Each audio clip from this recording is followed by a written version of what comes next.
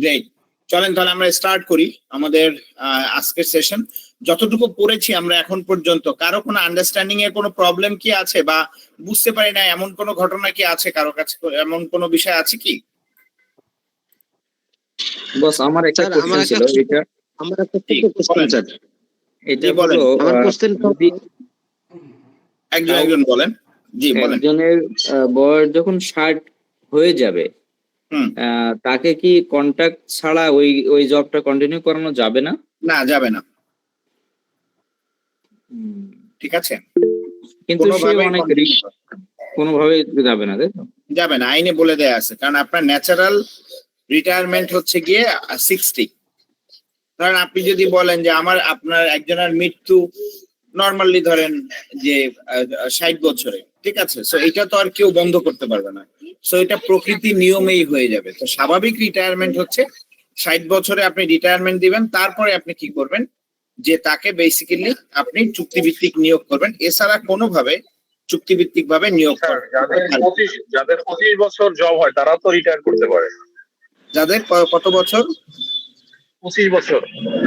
হ্যাঁ, যাদের যেটা হয় যে এটা হচ্ছে স্বেচ্ছায় রিটায়ারমেন্ট। আপনি যেটা বলছেন 25 বছরের যেটা, সেটা হচ্ছে স্বেচ্ছায়। একজন এমপ্লয়ি যদি ভলেন্টারি কি করে যে সে রিটায়ারমেন্ট করতে চায়, তাহলে সেক্ষেত্রে সে করতে পারে, এতে কোনো সমস্যা নেই। ঠিক আছে, কিন্তু সেটা কি হতে হবে যে ভলেন্টারি ভাবে রিটায়ারমেন্টটা হইতে হবে। জি বলেন প্লিজ। সে কন্ট্রাকচুয়ালিও যাবে না, মানে অনেক রিকোয়েস্ট করতেছে, তাকে কোনোভাবে বাদ দেওয়া যাচ্ছে না। সেক্ষেত্রে যদি রাখে কোম্পানির কোনো কি ইয়া হবে? আমাদের দেশে তো সবাই আইন ভেঙে অনেক কিছু করে, তাই না? তার ক্ষেত্রে আপনি আইন ভেঙে রাখতে পারেন। কিন্তু দেখেন, আপনাকে যদি আমি দেখাই শ্রম আইনের ধারা 28 যদি আপনি একটু পড়েন একবার, তাহলে আপনি বুঝতে পারবেন। দেখেন, জিনিসটা বলেছে যে এই অধ্যায়ে অন্যত্র যা কিছুই থাকুক না কেন, কোন প্রতিষ্ঠানে নিয়োজিত কোন শ্রমিকের বয়স 60 বছর পূর্ণ হইলে তিনি চাকুরি হইতে স্বাভাবিক অবসর গ্রহণ করবেন। একদম স্বাভাবিক, এটা একদম খুব ন্যাচারালি হবে। ঠিক আছে, এবং এখানে বলেছে অবসর গ্রহণকারী কোনো ব্যক্তিকে কর্তৃপক্ষ উপযুক্ত মনে করিলে পরবর্তীতে চুক্তিভিত্তিক নিয়োগ করিতে পারিবেন। এই যে জিনিসগুলো কি করা আছে আইনে, খুব সুন্দর করে বলে দেয়া আছে। আমি বিষয়টা বোঝাতে পেরেছি আপনাদেরকে? আচ্ছা বস, এটা আছে ক্লিয়ার, আমিও জানি, কিন্তু যদি এটা কোম্পানি না করে সেক্ষেত্রে কোম্পানির কোনো ঝামেলা আছে নাকি? আসলে আপনি আমার কাছে এমন একটা ওপিনিয়ন চাচ্ছেন যে বেআইনি জিনিসের আইনি ওপিনিয়ন হয়? বলেন তো ভাই আমাকে। না নাই, সেটা মানবিক দৃষ্টিতে তাকে রাখা। এটা ভাইয়া মানবিক, এটার কোনো মানবিক দিক নাই ভাইয়া। কারণ একটা জিনিস আইনে বলা আছে, সেই জিনিসটা আসলে আপনি মানবিক ভাবে, আইন ভেঙে মানবিক ভাবে কিছু করা যায় না। বুঝতে পারছেন? আপনি হয়তো তাকে বেশি টাকা দিয়ে দিতে পারেন, সেটা মানবিক হয়। কিন্তু যেটা হচ্ছে আইন ভেঙে কখনো মানবিক কিছু করতে হবে এমন কোনো জিনিস আইনে বলা নেই। এবং আইন মানবিক কারণে আপনি করেছেন, এই জন্য আসলে আপনাকে কি করলো যে কোর্ট আপনাকে ছেড়ে দিবে, এমন নজির আমি আসলে আমার জীবদ্দশায়, আমি যতদিন আইনের প্র্যাকটিস করি, এর মধ্যে আমি আসলে কখনো এই জিনিস পাইনি ভাইয়া। বুঝতে পেরেছেন? সত্যি কথা বললাম, আমি আসলে আপনার সঙ্গে ঘুরিয়ে পেঁচিয়ে কিছু বললাম না। বুঝতে, যেটা বাস্তবতা সেটা আমি আপনাকে ভাইয়া বললাম। বুঝতে পেরেছেন? ঠিক আছে স্যার, আমার ছোট্ট একটা কোশ্চেন স্যার, সেটা হচ্ছে আপনারা যে মেবি এর আগের ক্লাসে বলছিলেন যে সেক্সুয়াল হ্যারাসমেন্ট এটা হচ্ছে আপনার মিসকন্ডাক্টের মধ্যে পড়ে। তো আমাদের 23-এর যে 4 উপধারায় ওখানে তো স্যার হ্যারাসমেন্টের বিষয়ে কোনো কিছু বলা নাই। এটা কি আপকামিং? এটা কি আপকামিং না, এটা বেসিক্যালি মহামান্য হাইকোর্ট বিভাগের যে জাজমেন্ট আছে ওইটার জন্য এটা মিসকন্ডাক্ট। বুঝতে পেরেছেন? কারণ আপনি যে শাস্তিটা দেন সেটা কোথায় দেন, কোন ধারায় দেন বলেন তো? শাস্তি হচ্ছে আপনার 24 ধারা অনুযায়ী শাস্তি। না, আপনি শাস্তি 24 ধারা অনুযায়ী দেন না, আপনি শাস্তি দেন হচ্ছে 23 ধারা অনুযায়ী। তো যেটা হচ্ছে এই যে 23 ধারা অনুযায়ী যে এই যে শাস্তিগুলো দেন, এই যে 1 থেকে পর্যন্ত 6 পর্যন্ত, তাই না? এটা কিসের জন্য আসে বলেন তো? এই শাস্তিটা কখন দিতে পারেন? এটা হচ্ছে স্যার হচ্ছে আপনার অসদাচরণের কারণে, অসদাচরণ করে, তাই না? কেউ যদি অসদাচরণ করে, তাহলে অসদাচরণ এই জিনিসটা কোথায় বলা আছে?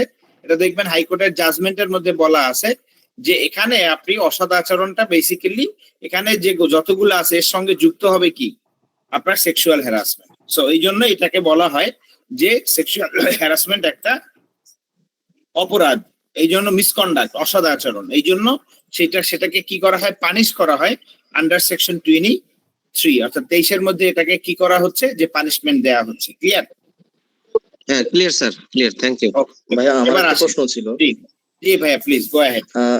আপনি ওই যে প্রথম দিন বলছিলেন যে 3টা ট্রেড ইউনিয়ন থাকলে তাদের মধ্যে নির্বাচন করে সিবিএ হবে, কিন্তু জি। একটা যদি ট্রেড ইউনিয়ন থাকে ওটার মধ্যে তো আর কোনো নির্বাচনের দরকার নাই, তারা নিজেদের মধ্যে সিবিএ। এটা ভাইয়া আপনি যেটা করবেন সেটা হচ্ছে শ্রম আইনের আপনি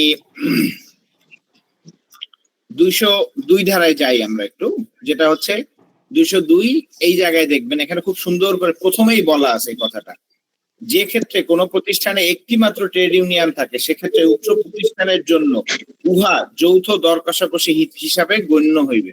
একদম খুব স্পষ্ট ভাবে কি করা আছে আইনে, এই কথাটা বলে দেয়া আছে এবং আপনাকে বাধ্যতামূলক ভাবে এইটা ফলো করতে হবে। ক্লিয়ার?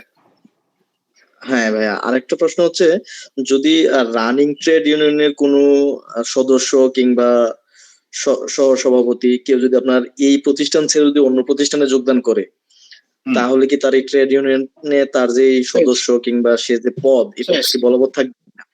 শেষ, আর কিছু নাই তার এখানে। দেখেন আমি আপনাকে ওই দিন আপনাদেরকে বলেছিলাম যে ট্রেড ইউনিয়ন সদস্য হওয়ার যোগ্যতা এবং অযোগ্যতা। আচ্ছা, একজন ব্যক্তি ট্রেড ইউনিয়নের সদস্য কখন থাকতে পারবে না, ঠিক আছে? সো এই জিনিসটা যখন আপনাকে বলেছিল, এই দেখে 180 নাম্বার ধারায় দেখবেন এখানে বলে দেয়া আছে। আপনাদেরকে একটা কথা বলেছিলাম না যে একজন ব্যক্তি কখন ট্রেড ইউনিয়নের যেটা হচ্ছে যে কর্মকর্তা হওয়ার যে অযোগ্যতা, সেখানে কি বলেছে, যে প্রতিষ্ঠানে ট্রেড ইউনিয়ন গঠন করা হইয়াছে সেই প্রতিষ্ঠানে তিনি শ্রমিক হিসেবে নিয়োজিত বা কর্মরত না থাকেন। অর্থাৎ একজন ব্যক্তি ট্রেড ইউনিয়নের সদস্য হতে পারবে না যদি তিনি ওই প্রতিষ্ঠানে নিয়োজিত না থাকেন। ঠিক আছে? আরেকটা বিষয় দেখেন, এখানে বলেছিলাম আপনাদের ট্রেড ইউনিয়নের এই যে ট্রেড ইউনিয়নে যেমন হয় যে আপনারা অনেকেই প্রশ্ন করেছিলেন যে ফেডারেশনের কর্মকর্তা হওয়ার জন্য কি আমার ওই প্রতিষ্ঠানের মেম্বার হতে পারবেন। দেখেন, ফেডারেশনের জন্য এই ধারার কোনো কিছুই প্রযোজ্য না। এই যে ক্ষয়ের যেটা আছে এটা দেখেন কোনো কিছুই এই ধারার জন্য প্রযোজ্য না। অর্থাৎ আপনি হন কিনা, ওই প্রতিষ্ঠানের মেম্বার হন কি না হন, বা ওই প্রতিষ্ঠানের ট্রেড ইউনিয়নের মেম্বার হন কি না হন, এটার উপরে নির্ভর করবে না আপনার ফেডারেশনের মেম্বারশিপ বা ফেডারেশনের কর্মকর্তা হওয়ার। কিন্তু আপনি যদি একটা প্রতিষ্ঠানের ট্রেড ইউনিয়নের মেম্বার না হন তাহলে কখনোই আপনি ট্রেড ইউনিয়নের সদস্য অথবা কর্মকর্তা হতে পারবেন না। এই যে এখানে খুব সুন্দর করে বলে দেয়া আছে, দেখতে পাচ্ছেন? ক্লিয়ার? জি ক্লিয়ার। তবে একটা জিনিস, মজার জিনিস শেখাই, সরকারি যে শিল্প প্রতিষ্ঠান আছে সেই প্রতিষ্ঠানে আপনি কর্মকর্তা ওই প্রতিষ্ঠানে নিয়োজিত না থাকলেও আপনি কি করতে পারবেন, যে আপনি ওই প্রতিষ্ঠানে ট্রেড ইউনিয়নের মেম্বার হতে পারবেন। কিভাবে? কারণ এখানে বলা হয়েছে টোটাল কর্মকর্তা 10% কি করতে পারবে, প্রতিষ্ঠানের বাইরে থেকে হতে পারে সরকারি প্রতিষ্ঠানের ক্ষেত্রে, কিন্তু বেসরকারি প্রতিষ্ঠানে এই ধরনের কোনো বিষয় বলা নেই। ক্লিয়ার? জি ভাই ক্লিয়ার। আরেকটা বিষয় হচ্ছে, সে যদি চাকরি যদি ছাইড়া দেয় তাহলে তো সে আর ট্রেড ইউনিয়নের মানে কোনো সদস্য না। তো সেক্ষেত্রে সে যদি আগে যদি ফেডারেশনের যদি সদস্য হয়ে থাকে তাহলে ওই পদটা কি বাদ যাবে না? ওইটা কি সব বাতিল হয়ে যাবে, সঙ্গে সঙ্গে শূন্য হয়ে যাবে। অর্থাৎ উনি যখন চাকরি ছেড়ে দিবে, যখন থেকে ওনার চাকরি নাই তখন তার থেকে আর কিছু নাই, অর্থাৎ সবকিছু কি হয়ে যাবে, তার জিরো হয়ে যাবে সঙ্গে সঙ্গে। ক্লিয়ার? আচ্ছা আচ্ছা আচ্ছা। সিবিএ এর কি কোনো সদস্য সংখ্যার কি কোনো নির্দিষ্টতা আছে কিনা যে এত? সিবিএ ভাই ট্রেড ইউনিয়নে যারা থাকে, যে ট্রেড ইউনিয়নটা নির্বাচিত হয়ে সিবিএ গঠন করে তার তো সবকিছুই ট্রেড ইউনিয়নে যা থাকে সিবিএ তে তাই একই থাকে, আলাদা কিছু নেই। বুঝতে পেরেছেন? জি তুমুল ভাই, শুধু নামটা চেঞ্জ হবে আর কি সিবিএ। জি, নাম চেঞ্জ হবে, নামও চেঞ্জ হবে না, নামও সেম থাকবে, সবকিছু থাকবে, কিন্তু সে কি করবে, যেমন আমি একটা ঘটনা বলি, যদি বাংলাদেশ যেমন বিএমপি যদি কি করে, সরকার গঠন করে, তাহলে কি তার নাম চেঞ্জ হয়? জি না ভাইয়া, তার দলীয় পদবি চেঞ্জ হয়? জি না, হয় না। তার মানে ওইগুলোই সেম সবকিছু। ঠিক সিবিএ ট্রেড ইউনিয়ন যখন সিবিএ হয় তার ক্ষেত্রে এই জিনিসগুলো কি থাকে, আনচেঞ্জ থাকে। ক্লিয়ার? এখানে একটা কোশ্চেন, আমি এক ফ্যাক্টরিতে আছি, ওখানে আমি সিবিএ মেম্বার, কিন্তু আমি ওই ফ্যাক্টরি থেকে চাকরি চেয়ে চলে গেলাম, অন্য ফ্যাক্টরিতে জয়েন করলাম, ওই ফ্যাক্টরিতে গিয়ে আমি সিবিএ মেম্বার বা ট্রেড ইউনিয়ন মেম্বার হতে পারবো কিনা? প্রথমে ট্রেড ইউনিয়ন মেম্বার হতে পারবেন, সেখান থেকে পরবর্তীতে আপনি চাইলে সিবিএম মেম্বার হতে পারবেন, সমস্যা নেই। ওকে, থ্যাংক ইউ। এই একটা কোশ্চেন। আরেকটা কোশ্চেন হলো গিয়া অসদাচরণের আমার দ্বারা 23 অনুযায়ী 10টা কারণ দেওয়া আছে, কিন্তু আর 11 নাম্বার দেওয়া হচ্ছে সেক্সুয়াল হ্যারাসমেন্ট। এখন কারণ দর্শানোর নোটিশের ক্ষেত্রে আমি লাস্টে যদি সেক্সুয়াল হ্যারাসমেন্টের ব্যাপারটা আসে, ওইখানে কারণ দর্শানোর নোটিশে লাস্টে কি লিখবো আমি? কারণ 23 আপনি তো লিখবেন লিখতে শ্রম পারছি না। আইনের, আচ্ছা লাস্টের কথাটা লিখবেন যে আপনার বিরুদ্ধে আনীত অভিযোগের অভিযোগের বিষয়ে আগামী 7 দিনের মধ্যে কি করবেন, আপনি আমাদেরকে লিখিত উত্তর দিবেন। যদি লিখিত উত্তর না দেন তাহলে সেক্ষেত্রে আপনার বিরুদ্ধে পরবর্তী আইনানুগ ব্যবস্থা গ্রহণ করা হবে। জি বলেন। এটা না ভাইয়া, যে লাস্টের লাইনের আগে লিখি না আপনার ধারা 23-এর উপধারা 4-এর খ অনুযায়ী বা 6 অনুযায়ী অপরাধ না, করছে। এটার ক্ষেত্রে লিখতে হবে বিধিমালা 361 ক অনুযায়ী, এই কথাটা লিখতে হবে। বিমাত 61 ক। Thank you. জি তমল ভাই, ট্রেড ইউনিয়নের যে গঠনতন্ত্র, জি ট্রেড ইউনিয়নের গঠনতন্ত্র এটা কি কোম্পানি চাইতে পারবে কিনা, মালিক তার রাইট আছে কিনা? অবশ্যই চাইতে পারবে ভাইয়া। আচ্ছা, ঠিক আছে, থ্যাংক ইউ। বুঝতে পারছেন? জি জি, ওয়ালাইকুম আসসালাম, বলেন।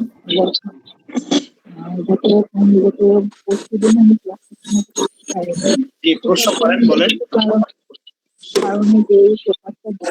স্যার, যিনি সালাম দিলেন উনি বোধহয় কিছু একটা বলছেন, কিন্তু কি বলছেন আমরা আসলে কেউ কিন্তু শুনতে পাচ্ছি না।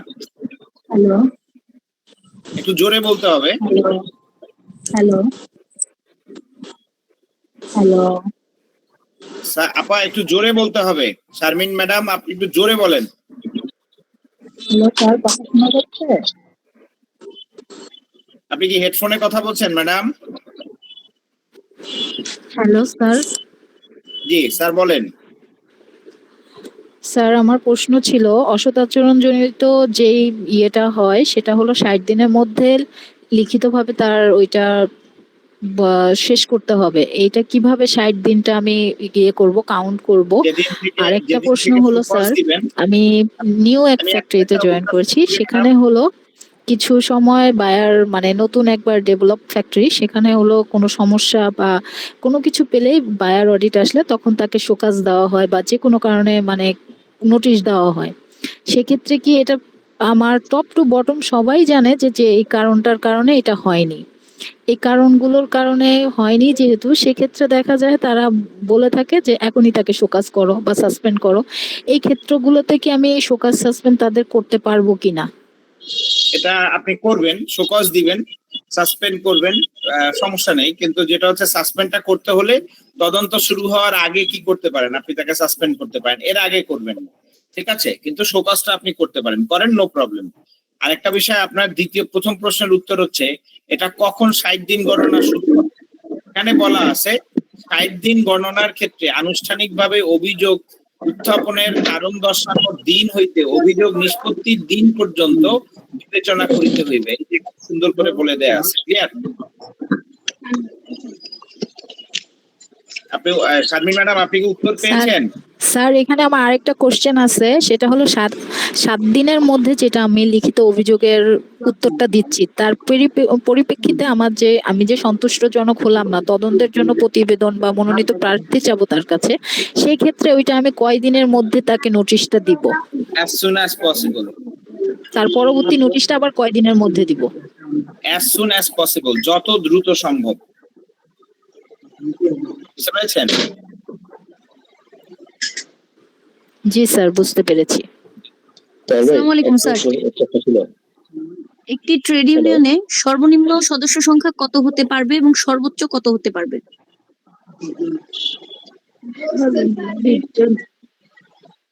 হ্যাঁ জি, বুঝতে পারিনি, আবার বলেন। স্যার, আমার প্রশ্নটা ছিল ট্রেড ইউনিয়নের সর্বনিম্ন সদস্য সংখ্যা এবং সর্বোচ্চ সদস্য সংখ্যা।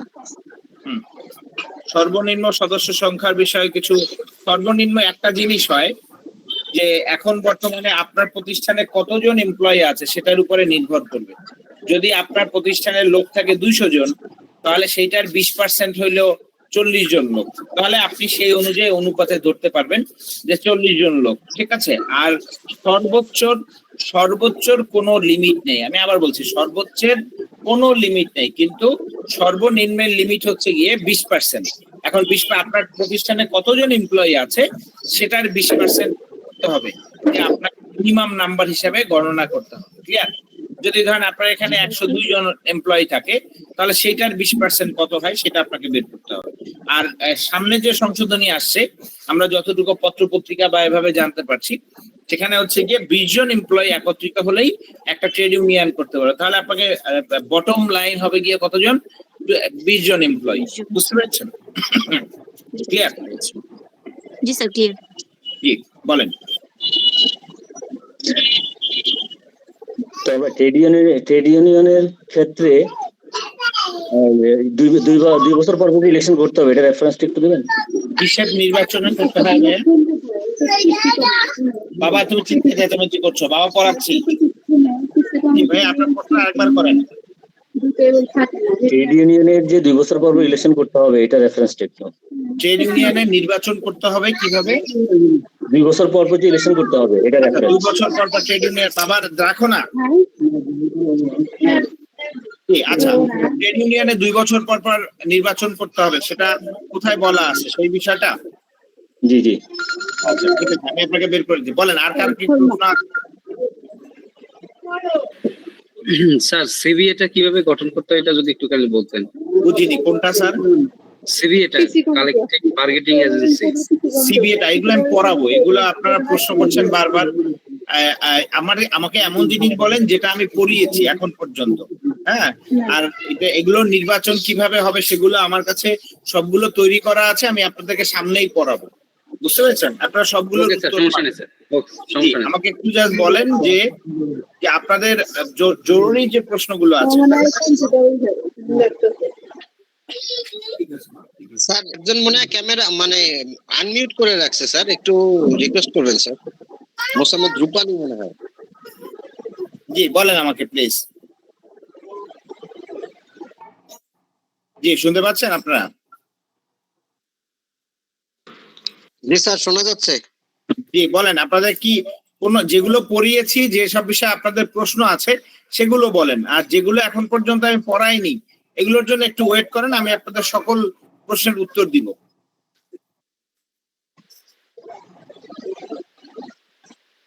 বলেন। আসসালামু আলাইকুম। জি ওয়ালাইকুম আসসালাম। স্যার আমার কথা কি শোনা যাচ্ছে? আমি আপনার কথা শুনতে পাচ্ছি। জি স্যার আচ্ছা, একটা প্রতিষ্ঠানে কি ট্রেড ইউনিয়ন এবং পিসি কমিটি দুটোই কি থাকতে পারে, না যে কোনো একটা থাকবে? পিসি কমিটি থাকতে পারবে না। যদি ট্রেড ইউনিয়ন থাকে তাহলে পিসি কমিটি থাকতে পারবে না। ঠিক আছে, যে কোনো একটা থাকবে। যে কোনো একটা থাকবে। জি আগে এটা দুটোই থাকতো, কিন্তু এখন যে কোনো একটা থাকবে। Thank you sir. Okay sir. জি আচ্ছা, পিসি কমিটি সম্পর্কে যদি আমাদের একটু বলতেন। বলবো ভাইয়া, একটু সময় দেন, আমি সামনে পড়াবো। আমি তাহলে আগে জরুরি বিষয়গুলো শেষ করি পড়া, ঠিক আছে? সেগুলো আমি এগুলোর উত্তর আমি আলাদাভাবে এখন দিচ্ছি না। ওকে, তাহলে চলেন আমরা সামনে দিকে আসেন। Stages of enquiry. একটা এনকোয়ারি যখন করবেন সেটার ক্ষেত্রে কতগুলো স্টেজ আপনাকে ফলো করতে হবে সেটা একটু আমরা জানার চেষ্টা করি, ঠিক আছে? সো প্রথম যে বিষয়টা হচ্ছে গিয়ে এনকোয়ারির ক্ষেত্রে আপনাকে মনে রাখতে হবে যে আপনাকে অবশ্যই এনকোয়ারির জন্য একটা চিঠি দিতে হবে। আমি আবার বলছি যে এনকোয়ারির জন্য আপনাকে কি করতে হবে, যে একটা চিঠি দিতে হবে।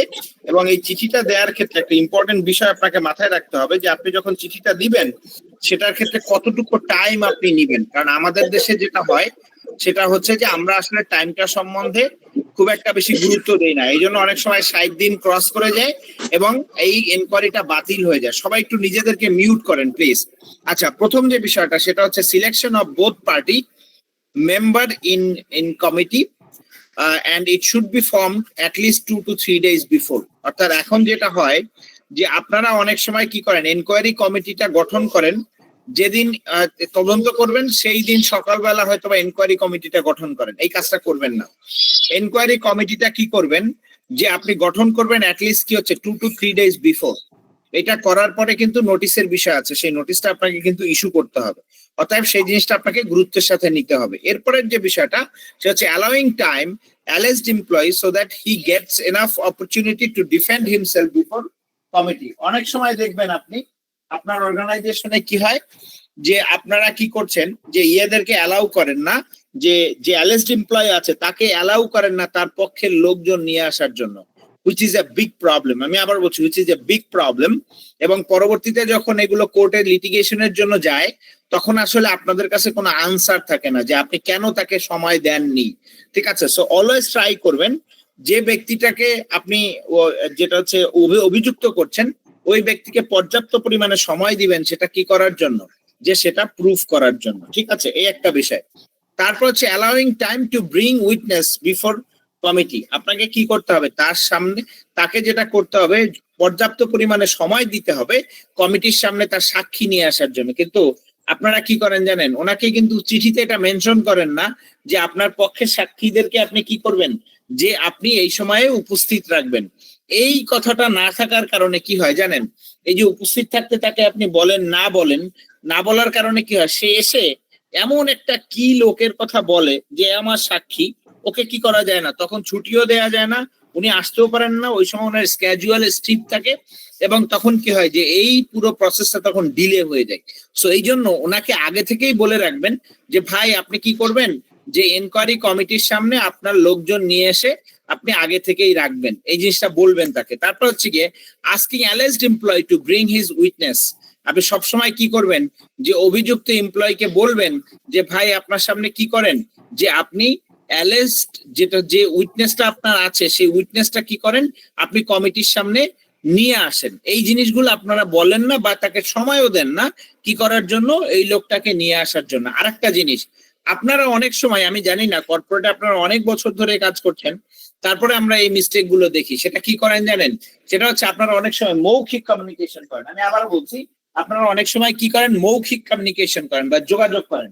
এই জিনিসটা কি হবে, যে আপনার অবশ্যই মনে রাখতে হবে যে আপনি যে কাজটা করবেন সেটা হচ্ছে যে তাকে প্রত্যেকটা কমিউনিকেশন তার সঙ্গে লিখিতভাবে করতে হবে এবং বাধ্যতামূলক ভাবে এটা লিখিতভাবে করতে হবে। আপনারা কোনোভাবেই তার সঙ্গে কোনো প্রকার কমিউনিকেশন কি করবেন না, লিখিত ছাড়া করবেন না। আমি আবার বলছি, কোনো প্রকার লিখিত ছাড়া তার সঙ্গে কোনো প্রকার কমিউনিকেশন করবেন না। এই জিনিসটা আপনাকে কেয়ারফুলি কি করতে হবে, মাথায় রাখতে হবে এবং খুবই কেয়ারফুলি আপনাকে এই জিনিসটা মেনটেইন করতে হবে। ঠিক আছে, সো আপনি অবশ্যই সকল ধরনের কাগজপত্র যেটা তার সঙ্গে কমিউনিকেট করবেন সেটা অবশ্যই যেন রিটেন হয়, অবশ্যই রিটেন ভাবে আপনাকে কমিউনিকেট করতে হবে। এটা গেল হচ্ছে স্টেজেস অফ এনকোয়ারি ক্ষেত্রে আপনি কি কি করবেন। এবার আসেন dos and don'ts of enquiry. আপনি এনকোয়ারি করেন খুব ভালো, কিন্তু যেটা হচ্ছে যে কিছু জিনিস ডুজ এন্ড ডোন্টস আছে যেটা করবেন এবং করবেন না, এটার বিষয়ে বলার আছে। এখন আসেন প্রথমে একটা বিষয় আমরা বলি। প্রথম যে বিষয়টা আপনাকে মাথায় রাখতে হবে সেটা হচ্ছে যে আপনারা অনেক সময় কি করেন, যে এমন ব্যস্ত লোককে এই কমিটির যে অন্তর্ভুক্ত করেন এই কমিটিতে, প্রচন্ড ব্যস্ত লোকগুলোকে এই কমিটিতে আপনি অন্তর্ভুক্ত করেন। অন্তর্ভুক্ত করে এরপরে কি করেন, আপনি চুপ করে বসে থাকেন।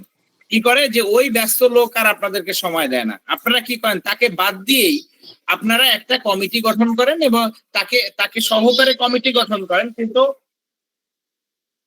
তদন্তগুলো কি করেন, যে তার কোনো উপস্থিত ছাড়া আপনারা তদন্তগুলো করেন। আপনি যেটা করবেন সেটা হচ্ছে যে তার কোনোভাবেই, একটা কথা সবসময় মনে রাখবেন, ওই ব্যক্তিকে বাদ দিয়ে কোনোভাবেই কি করা যাবে না, তদন্ত করা যাবে না। তদন্ত কমিটির যতজন মেম্বার আছে প্রত্যেকটা মেম্বারকে তদন্তের সময় উপস্থিত থাকতে হবে। দেখবেন অনেক সময় আপনারা মনে রাখবেন, যেটা হচ্ছে যেখানে ট্রেড ইউনিয়ন আছে সেখানে আপনার এই ধরনের তদন্ত চালানো খুব কঠিন কাজ হয়ে যায়। কেন জানেন, কারণ হচ্ছে গিয়ে যে আপনি সবসময় দেখবেন যে আপনি অনেক ক্ষেত্রেই যে কাজটা দেখা যায় সেটা হচ্ছে যে যেসব জায়গায় ট্রেড ইউনিয়ন থাকে ও কি করে, ট্রেড ইউনিয়নের সভাপতি এবং সহসভাপতিকে এই কমিটির মেম্বার করে দেওয়ার কারণে যেটা কি হয়, যে ওরা প্রায় কি করে, যে এখানে অনুপস্থিত থাকে এবং অনুপস্থিত থাকার কারণে যেটা হয় যে আপনি আর কি করতে পারেন না, এই এনকোয়ারি আর চালাতে পারেন না। যারা সামনে ট্রেড ইউনিয়ন ফেস করবেন তারা রেডি থাকেন, যে তারা দেখবেন যে ওই সময় একটা বাহানা সে দেখাবে যে ভাই আমার হাতে অনেক কাজ আছে, আমি আসতে পারবো না।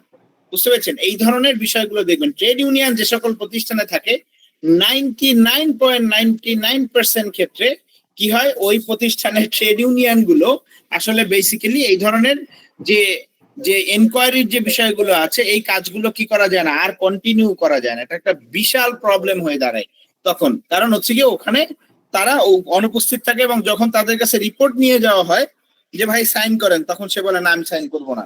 কেন সাইন করবেন না? কারণ আমি তদন্তের সময় ছিলাম না। সো মেক শিওর করতে হবে আপনাকে বাধ্যতামূলক ভাবে যে আপনার অবশ্যই এখানে প্রত্যেকটা লোককে, আপনি কমিটির মেম্বার, এবং চেষ্টা করবেন যে অ্যালেজড এমপ্লয়ি, যিনি অভিযুক্ত এমপ্লয়ি, তাকে সবসময় প্রেজেন্ট রাখার জন্য। 1 2 নাম্বার বিষয় হচ্ছে অ্যাট দ্য বিগিনিং যদি সে মিসিং থাকে তাহলে তো আর আপনি পারবেন না, কিন্তু কমিটির মেম্বারদেরকে বাধ্যতামূলক ভাবে সবাইকে উপস্থিত রাখার চেষ্টা করবেন। এইটা জিনিসটা আপনাকে কেয়ারফুলি মাথায় রাখতে হবে।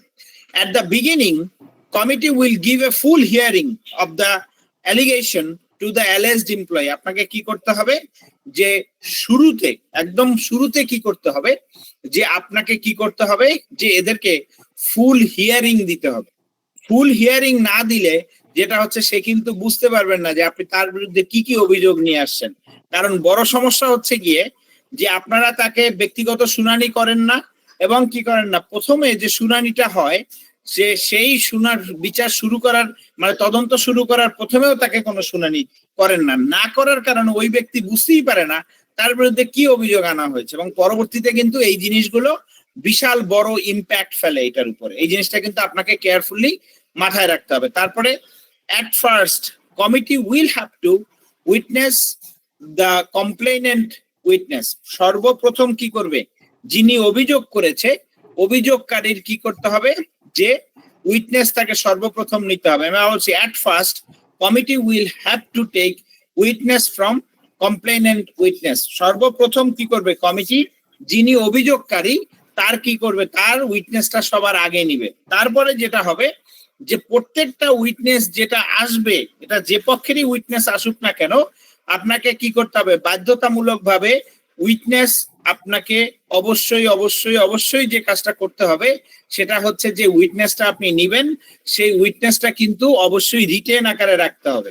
এবং এখানে যে সাক্ষী দিচ্ছে সে নিজেও সাইন করবে, যেটা হচ্ছে গিয়ে তাকে যারা ওখানে যারা মেম্বার আছে কমিটির প্রত্যেকে সাইন করবে।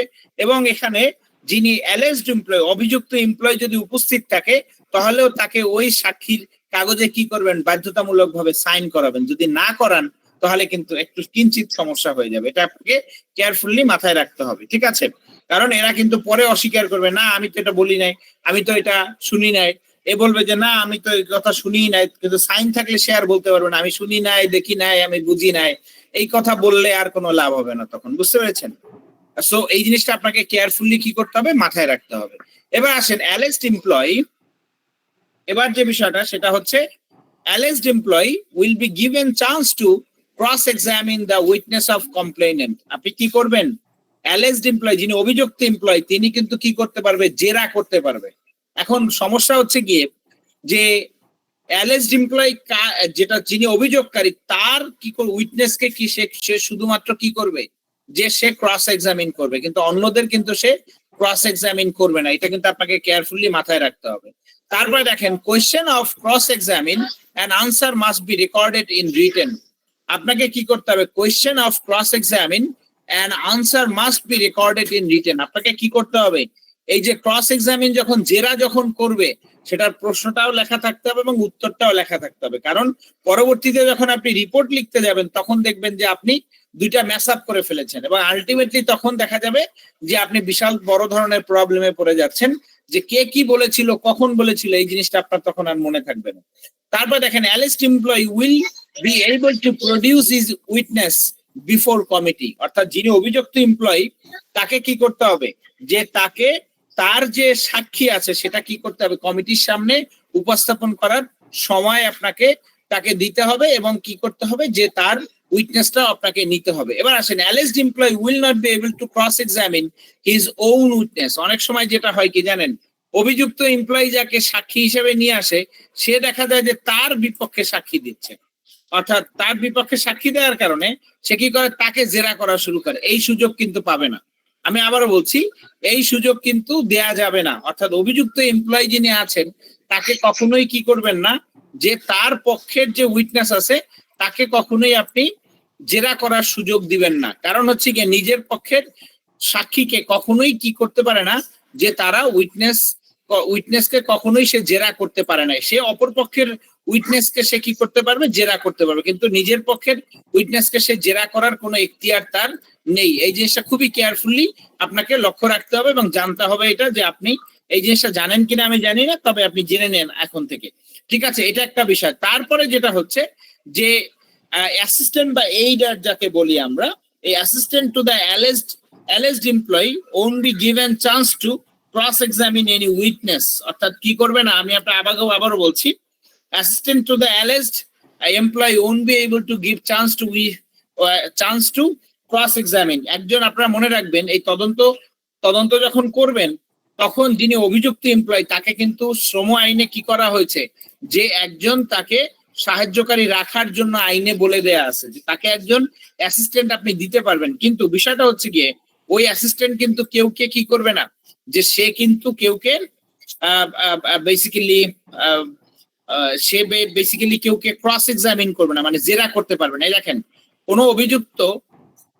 কোনো তদন্তে অভিযুক্ত শ্রমিককে তাহার প্রতিষ্ঠানে নিয়োজিত এবং তৎকর্তৃক মনোনীত কোনো ব্যক্তি সহায়তা করিতে পারিবেন। এই যে অ্যাসিস্ট্যান্ট যেটা বলা আছে 24-4-এ, এই ব্যক্তি কি করবেন, যে এটা কেয়ারফুলি আপনারা লক্ষ্য রাখবেন, যে এই ব্যক্তি যেন কখনোই কেউকে ক্রস এক্সামিন না করে, এটা আপনাকে কেয়ারফুলি মাথায় রাখতে হবে। এটা গেল একটা বিষয়। তারপরে যে বিষয়টা, আচ্ছা এতটুকু কারো প্রশ্ন আছে কিনা? এই যে আমি 4টা বিষয় পড়ালাম, এই বিষয়গুলো সম্বন্ধে কারো কোনো প্রশ্ন আছে কিনা? থাকলে একটু কষ্ট করে করেন আমাকে প্রশ্নটা। কমল ভাই, এই যে সহায়ক যে রাখবে, এটার জন্য কোনো সে রিটিং দিবে কিনা আগে? অবশ্যই ভাই, আমি একটা জিনিস বলি, এখানে কোনো কিছু, আমি আবার বলছি, এখানে কোনো কিছু উইদাউট রিটেন হবে না। অর্থাৎ যেটা হচ্ছে যে আপনি কাগজে কলমে লেখা ছাড়া আপনি কোনো ব্যক্তিকে কোনো প্রকার ডকুমেন্ট এখানে কোনো কিছু প্রডিউস করতে দিবেন না। কারণ হচ্ছে কি, 2 দিন পরে কিন্তু এই জিনিস লিটিগেশনে যাবে। তখন লিটিগেশনের সময় হয় আপনি অপরাধী পক্ষে দাঁড়াবেন, না হয় আপনি সাক্ষী হয়ে দাঁড়াবেন। এবং আপনি যদি সেক্ষেত্রে যদি ওলট পালট কথা বলেন বা ওলট পালট জিনিসপত্র আপনি সেখানে মেনটেন করেন, তাহলে কিন্তু আপনার বিপদ আছে ভাই, বুঝতে পেরেছেন? আপনার বিপদ না থাকলে আপনার অর্গানাইজেশনের বিপদ আছে। সো এই জন্য আপনাকে কেয়ারফুলি জিনিসটা কি করতে হবে, মেনটেন করতে হবে। সো যাই করেন বুঝে করবেন, আমি বিষয়টা বুঝতে পেরেছেন? এবং প্রত্যেকটা জিনিসের রিটেন অ্যাপ্রুভাল থাকতে হবে। উইদাউট রিটেন অ্যাপ্রুভাল দেখবেন যে কিছুদিন পর যখন মালিক কোর্টে এই জিনিস উঠবে, মালিক যখন কেসে হেরে যাবে, তখন কিন্তু মালিক আপনার গলাতে পাড়া দিয়ে ধরবে। কারণ কেন ধরবে? সে বলবে যে তুমি মিয়া এই কাজ করছো, তোমার চাকরি নাই, যাও এবার তুমি রাস্তায় রাস্তায় ঘুরো গিয়ে, বুঝতে পেরেছেন? সো আপনাকে কিন্তু একটা কথা বলে না আমাদের কর্পোরেটের ভাষায়, there is no friend in corporate, বুঝতে পারছেন? সো কর্পোরেটে কোনো বন্ধু নাই। সো সেই সেম জিনিসটা আপনাকে কি করবেন, যে মাথায় রাখবেন যে এখানে কেউ আপনার বন্ধু না। আপনি এখানে কেউকে ফেভারও করতে আসেন নাই, কেউকে ডিসফেভারও করতে আসেন নাই। You are here to prove the thing that has been produced against individual। তাহলে কি করবেন, আপনি ওই জিনিসটা শুধু প্রুভ করার চেষ্টা করবেন, ওটা কি সত্য না মিথ্যা। মিথ্যা হলেও আপনাকে সেটা প্রুফ করতে হবে, সত্য হলেও সেটা আপনাকে প্রুফ করতে হবে। আমি কি ভাইয়া বিষয়টা বোঝাতে পেরেছি আপনাদেরকে? দেখেন, আপনাদের কারো আমার একটা কোশ্চেন ছিল, বলেন ভাইয়া। এখানে অভিযোগকারী কি অভিযুক্ত সাক্ষীকে কি জেরা করতে পারবে কিনা? অভিযোগকারী অভিযুক্ত ব্যক্তির সাক্ষীকে কি জেরা করতে পারবে কিনা? অভিযোগকারী অভিযোগ যেটা হচ্ছে করতে পারে ভাইয়া, করতে পারে। যদি অভিযোগকারী নিজে উপস্থিত থাকতে চায় তাহলে সেক্ষেত্রে অবশ্যই সে এটা করতে পারে। ক্লিয়ার? এবং অভিযোগকারীকে কি তদন্ত রুমে কি রাখবো?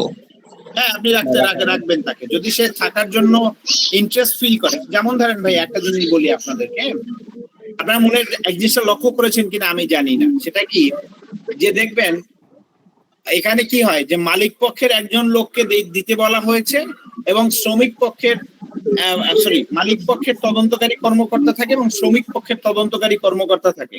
কিন্তু এখানে লক্ষ্য করেছেন, এখানে কিন্তু যে ব্যক্তি অভিযোগ করেছে তার কিন্তু কোনো লোক থাকার কথা বলে নাই, বলেছে? জি না, কেন বলেছে বলেন তো এই জিনিসটা? কারণ হচ্ছে গিয়ে মালিক নিজেই কি ওই ব্যক্তির পক্ষে হয়ে সে লড়বে। আমি আবার বলছি, মালিক নিজেই কি করবে, সে ওই পক্ষের হয়ে লড়বে।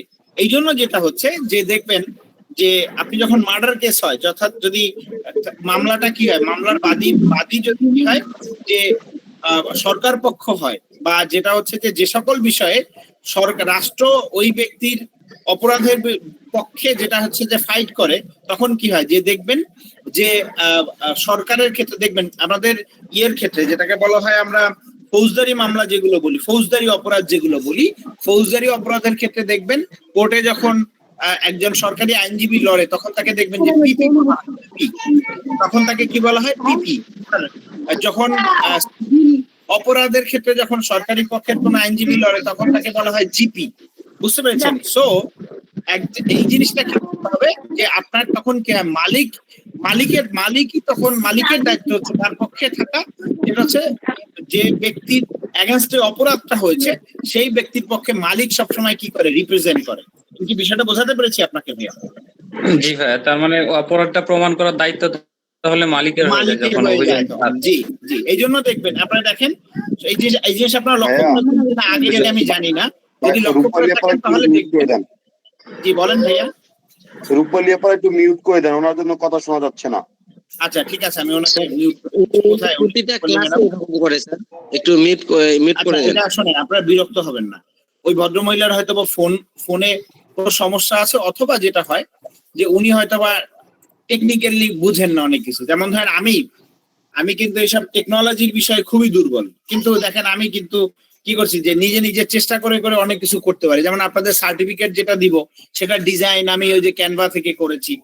আবার ধরেন যে আমার এই যে আপনাদের এই যে আমার যে পোস্টার গুলো আপনারা ফেসবুকে দেখেন, এগুলো কিন্তু আমার বানানো। কিন্তু আমি বিশ্বাস করেন এই টেকনোলজি, এই গ্রাফিক্স এগুলো বুঝি না। আমি এখন ভিডিও এডিটিং এর ক্লাস করতেছি, সো আমি এগুলো জানি না, বুঝি না, কিন্তু এই যে শিখতেছি। এখন দেখেন যে আপনারা মনে বলতে পারেন যে আপনি অনার্স মাস্টার্স পাস করেছেন, আপনি এগুলো বোঝেন না, ভান ধরেন না, কিন্তু সত্য কথা ভাই, যেটা হয় আমার এইসব বিষয়ে কোনো ইন্টারেস্ট নাই। আমার যদি ধরেন এই ট্রেনিং বা এগুলো যদি আমার না করা লাগতো, বা আমার যদি ধরেন আমি যদি চাকরি করতাম, তাহলে আমার ফেসবুক আইডি আমি বন্ধ করে দিতাম। কিন্তু যেটা হয় যে আমি এখন আমার রুজি হয়ে গেছে আমার ফেসবুক আইডি, এরকম বিষয়টা, বুঝতে পেরেছেন? সেই জন্য আমার বাধ্য হয়ে চালাতে হয়। ওই ভদ্রমহিলার দেখেন ওনার হয়তো বা জীবদ্দশায় প্রথম উনি অনলাইন ট্রেনিং করতেছে, তো ওই জন্য রাগ করবেন না, বুঝতে পেরেছেন? যে ওনার উপর রাগ একটু সবার উদ্দেশ্যে একটা কথা বলি। অনেক সময় হচ্ছে যে বাচ্চাদের কাছে মোবাইল থাকতেও অনেক সময় দেখা যাচ্ছে সেটা আনমিউট হয়ে যায়। তো সবাইকে একটু ধৈর্য সহকারে আসলে আমাদেরকে একজনকে সাপোর্ট দিয়ে থাকতে হবে আর কি। জি বলেন, আপনাদের আর কার কি প্রশ্ন আছে বা কোনো প্রবলেম থাকলে আমাকে বলেন।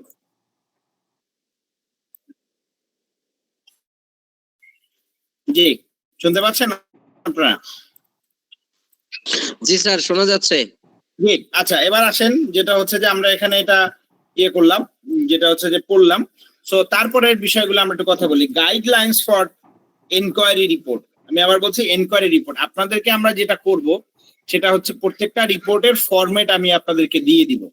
তো এটা তো দিব, কিন্তু বিষয়টা হচ্ছে তার আগে যে বিষয়টা আপনাদেরকে একটু কষ্ট করে মাথায় রাখবেন সেটা হয় যে আমি যে টিপস গুলো দিচ্ছি বা এগুলো আপনাদেরকে দিচ্ছি, এগুলো আপনারা নিজেরা একটু মনোযোগ দিয়ে পড়বেন দয়া করে, তাহলে আমি আশা করি যে আপনাদের অনেকগুলো সমস্যার সমাধান হবে। এবার আসেন গাইডলাইন ফর এনকোয়ারি রিপোর্ট। আমি আবার বলছি guideline for enquiry report. Enquiry রিপোর্টের গাইডলাইনটা কি সেই জিনিসটা একটু আমরা বোঝার চেষ্টা করব। এনকোয়ারি রিপোর্টের ক্ষেত্রে আপনাকে সর্বপ্রথম যে বিষয়টা মনে রাখবেন সেটা হচ্ছে স্টেটমেন্ট রিগার্ডিং উইটনেস অফ কমপ্লেইনেন্ট। এক নাম্বার বিষয়টা হচ্ছে কি আপনাকে যে জিনিসটা মাথায় রাখতে হবে যে আপনার যে উইটনেসের যে স্টেটমেন্ট আছে সেই স্টেটমেন্টটা কি করতে হবে যে আপনাকে সর্বপ্রথম রাইট ডাউন করতে হবে। তারপরে statement regarding witness of alleged employee.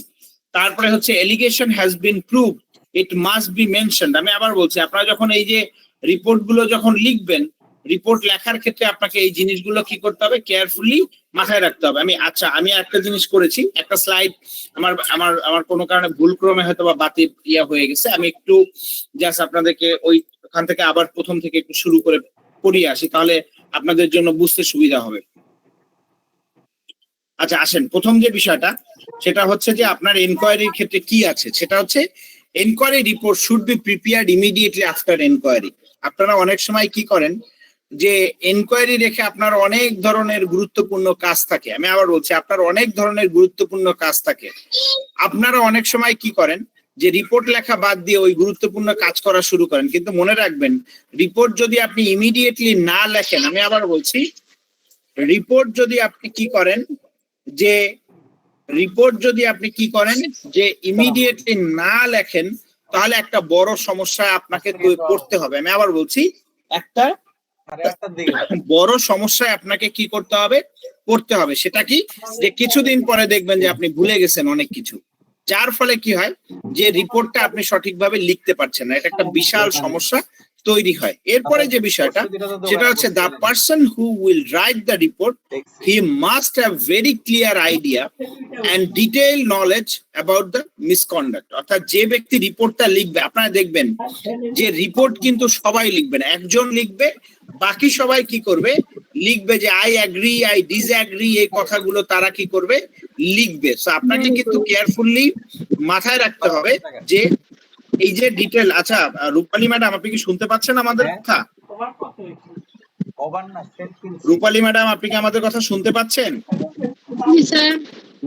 Sir আপনার মাইকটা কেন অফ হয় না? স্যার আপনার বাসার কথাগুলো আমাদের কাছে চলে আসে, বুঝতে পেরেছেন? তো এই জন্য সবাই বিরক্ত হয়। একটু দয়া করে মাইকটা অফ করেন ম্যাডাম। ওকে, জি। অনেক ভালো ছড়াইতে পারে, কিন্তু এটা যেমন ভালো না চলে এই জন্য উন্নত। আচ্ছা, এরপরে যে বিষয়টা সেটা হচ্ছে যে আমরা রিপোর্ট সবাই লেখে না, রিপোর্ট একজন লেখে এবং বাকিরা সবাই কি করে যে নিচের দিকে লিখে দেয় I agree or I disagree, এই কথাটা কি করে যে তারা এখানে লিখে দেয়। তো এখন আমি আপনাদেরকে একটা জিনিস আমি আপনাদেরকে বলি যে এই ড্রাফট গুলো আমি কি করব, আপনাদেরকে সবগুলো দিয়ে দিব। এবং এই যে এনকোয়ারি রিপোর্টের যে এনকোয়ারি কমিটি ফরমেশন, দাঁড়ান একটা মিনিট, এই যে এনকোয়ারি রিপোর্টটার যে ফরম্যাটটা আছে, এই যে দেখেন নিচের দিকে কি হয়, একজন রিপোর্ট লেখে এবং বাকিরা সবাই কি করে যে নিচের দিকে লেখে আই অ্যাগ্রি, অথবা লিখতে পারে সে আই ডিসঅ্যাগ্রি। ঠিক আছে, এই যেভাবে করে আই অ্যাগ্রি করে সাইন করে দেয়। তো আপনাদেরকে কি করতে হবে, যে ব্যক্তি রিপোর্টটা লিখবে মনে রাখবেন he must be the most expert person in the committee. অর্থাৎ সব থেকে গুরুত্বপূর্ণ বা নলেজেবল পারসনটা যিনি থাকবেন তিনি আসলে রিপোর্টটা লিখবেন। যেমন ধরেন একটা বেঞ্চ যখন হয়, আপনারা জানেন যে 2 জন বা 3 জন বিচারপতি মিলে ওনারা কি করেন, বেঞ্চ গঠন করেন। ওনারা কি করেন, ফুল হিয়ারিং দেন এবং ফুল হিয়ারিং দিয়ে ওনারা বেসিক্যালি যে কাজটা করেন সেটা হচ্ছে যে এই হিয়ারিং যখন হয়ে যাওয়ার পরে কি করেন যে ওনারা কোনো আদেশ লিখলে একজন লেখেন, বাকিরা কি করেন যে এটাতে সাইন করেন। হ্যাঁ, সো আপনাদের কি কিন্তু করতে হবে কি, এই একইভাবে ভেরি এক্সপার্ট পারসন, যে লোকটা খুব ভালো বোঝে, ভালো জানে, তাও আপনারা আমার কাছ থেকে যিনি ট্রেনিং করলেন তিনি হয়তো বা বিষয়টা খুব ভালো বুঝলেন এবং তার খুবই অভিজ্ঞ একজন মানুষ, সে হয়তো বা জিনিসগুলো বুঝতে পারলো, সুন্দর করে করতে পারে। তাহলে আপনি কি করবেন যে তাকে বলবেন যে ভাইয়া আপনি রিপোর্টটা লেখেন। বুঝতে পেরেছেন? এই জিনিসটা আপনাকে কেয়ারফুলি মাথায় রাখতে হবে।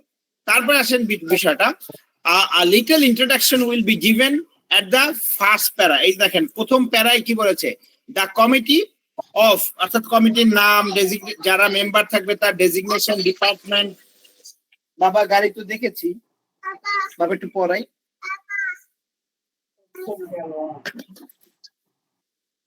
তো কি করেছে যে ইনকোয়ারি রিপোর্ট,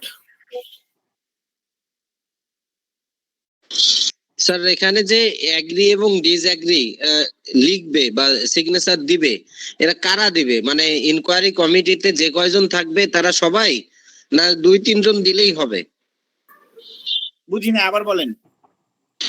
স্যার যে ইনকোয়ারি, হ্যাঁ জি স্যার, ইনকোয়ারি কমিটিতে যে আপনি লিখলেন যে অ্যাগ্রি আর কি ডিসঅ্যাগ্রি, এই অ্যাগ্রি এবং ডিসঅ্যাগ্রি কারা আর কি? মানে ইনকোয়ারি কমিটির প্রত্যেক সদস্যই, না হচ্ছে শুধু হচ্ছে আপনার অভিযুক্তের হচ্ছে প্রতিনিধি আর অভিযোগকারীর প্রতিনিধি?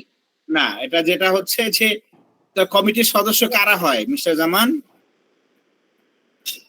কমিটির সদস্য তো হচ্ছে স্যার হচ্ছে মালিক প্রতিনিধি আর হচ্ছে আপনার শ্রমিক আপনার অভিযোগ, হ্যাঁ শ্রমিক প্রতিনিধি আর কি। জি, তাহলে কি হবে? তাহলে ওনারাই তো এটা লিখবেন, তাই না? রিপোর্ট কমিটির যে রিপোর্ট এটা সাবমিট করবে কারা? সাবমিট করার দায়িত্ব কাদের? সাবমিট করার দায়িত্ব হচ্ছে আপনার ইনকোয়ারি কমিটি। এনকোয়ারি কমিটির। সো এনকোয়ারি কমিটির মেম্বাররাই এভাবে লিখবে, ঠিক আছে? আচ্ছা, এবার আসেন যে বিষয়টা নিয়ে কথা বলছিলাম আমরা, যেটা হচ্ছে প্রথমে এনকোয়ারি কমিটির একটা ছোট কি থাকবে, ইন্ট্রোডাকশন থাকবে 1 নম্বর। 2 নম্বর বিষয়টা কি থাকবে, যে এখানে লক্ষ্য রাখবেন সেটা হচ্ছে যে detail charge will be mentioned in the second প্যারা, অর্থাৎ দ্বিতীয় প্যারায় কি হবে যে আপনার এখানে এই যে এই জিনিসটা পুরো চার্জটা কি করবে যে সুন্দর করে দ্বিতীয় প্যারায় লিখবে।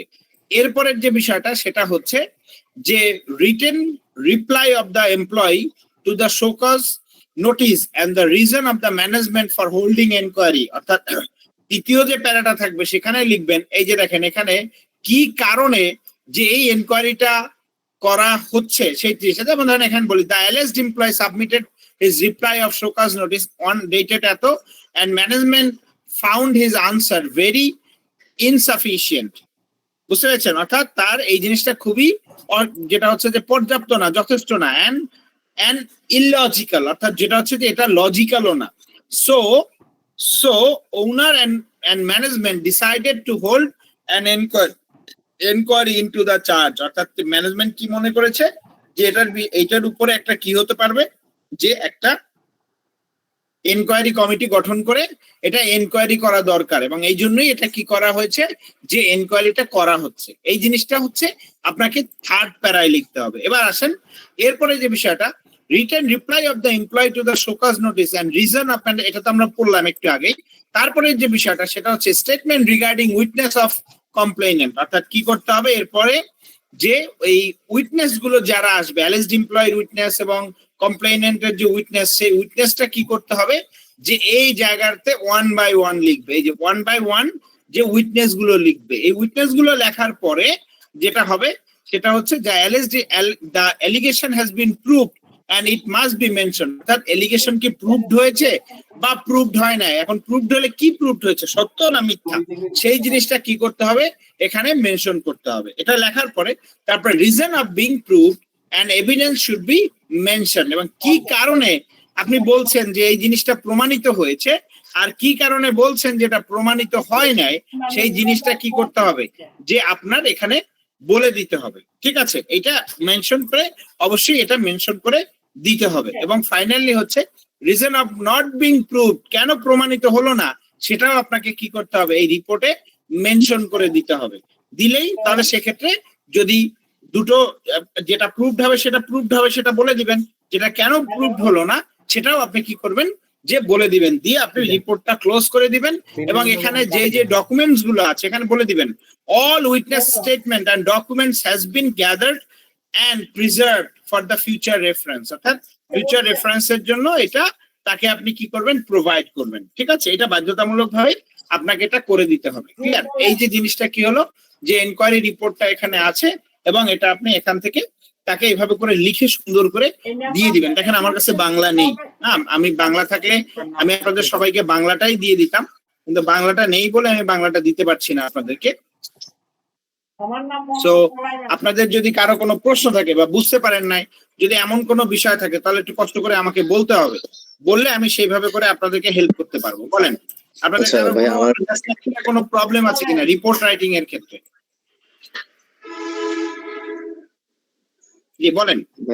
আমার একটা প্রশ্ন ছিল, এই যে এলএসডি এমপ্লয়ির যে হিয়ারিংটা চলবে, যদি এটা যদি একটা রুমে হয়, যদি আমরা যদি উইটনেসদেরকে একটা রুমে নিয়ে আসি, একটা রুমে চলতেছে, এখন এই অবস্থায় আমাদের অফিসেরই অন্য কেউ লোক বা মানে উইটনেস ছাড়া কিংবা তদন্ত কমিটির লোক ছাড়া, অভিযুক্ত ছাড়া, অভিযোগকারী ছাড়া অন্য কেউ কি উপস্থিত থাকতে পারবে কিনা? না, অবশ্যই পারবে না, অবশ্যই না।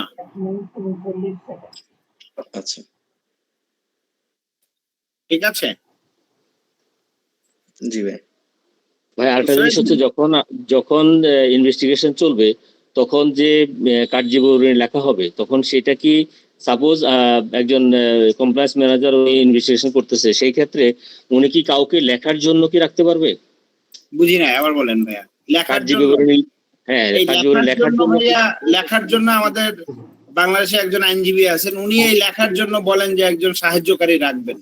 কিন্তু একটা জিনিস আপনাকে আমি একটু দেখাই, আমাদের সেক্সুয়াল হ্যারাসমেন্টের যে এনকোয়ারি আছে, ঠিক আছে, সেক্সুয়াল হ্যারাসমেন্টের যে এনকোয়ারি আছে, এই জিনিসগুলো নিয়ে আপনারা অনেকেই অনেক সময় তর্কে লিপ্ত হয়ে যান, বা আপনারা মনে করেন যে উনি যেটা বলেছেন সেটা অনেক ঠিক কথা বলেছেন। তা আমার কাছে এই জিনিসটা অনেকবার আসছে যে এটা বেসিক্যালি যেটা হচ্ছে যে এই ধরনের লেখার জন্য, লোক রাখার জন্য বলেন আপনারা, কিন্তু দেখেন যে অভিযোগ,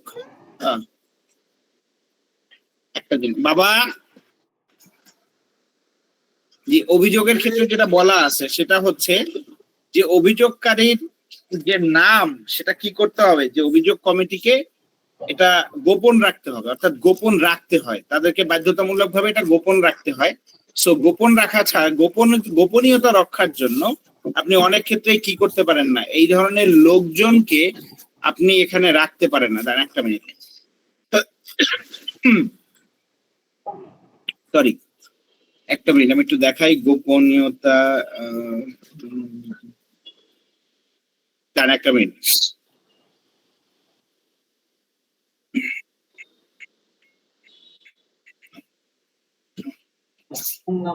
যে সকল আচরণ গায়ের অন্তর্ভুক্ত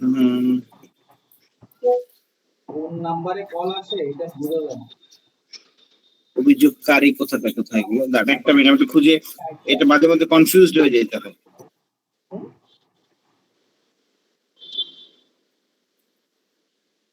আচ্ছা, আমি এটা বের করে দিচ্ছি, একটুখানি সময় দিবেন। যে আমি এটা হাইলি ডিসকারেজ করি, কেন? বিকজ হচ্ছে গোপনীয়তাটা রক্ষা করতে হবে আপনাকে, যে কোনো বিষয়ের ক্ষেত্রে গোপনীয়তা রক্ষা করা খুবই ইম্পর্টেন্ট একটা বিষয়। এই জন্য যেটা হচ্ছে যে গোপনীয়তাটা যেন কোনোভাবেই লঙ্ঘিত না হয়, সো সেই জিনিসটা কেয়ারফুলি মাথায় রাখতে হয়। সো আমি এই ক্লজটা একটু দেখাই, এই জায়গাতেই আছে, এই যে সাক্ষ্য গ্রহণের সময় সম্ভব গোপনীয়তা বজায় রাখতে হবে। এই দেখেন তো এখানে ভাইয়া, দেখতে পাচ্ছেন ভাইয়া? স্লাইডটা দেখতে পাচ্ছি না। দেখতে পাচ্ছেন এটা? আচ্ছা, আমি একটু বড় করে দেই, দাঁড়ান একটা মিনিট। এখানে দেখেন, এখানে বেশ কয়েকটা বিষয়ে গোপনীয়তার কথা বলা আছে।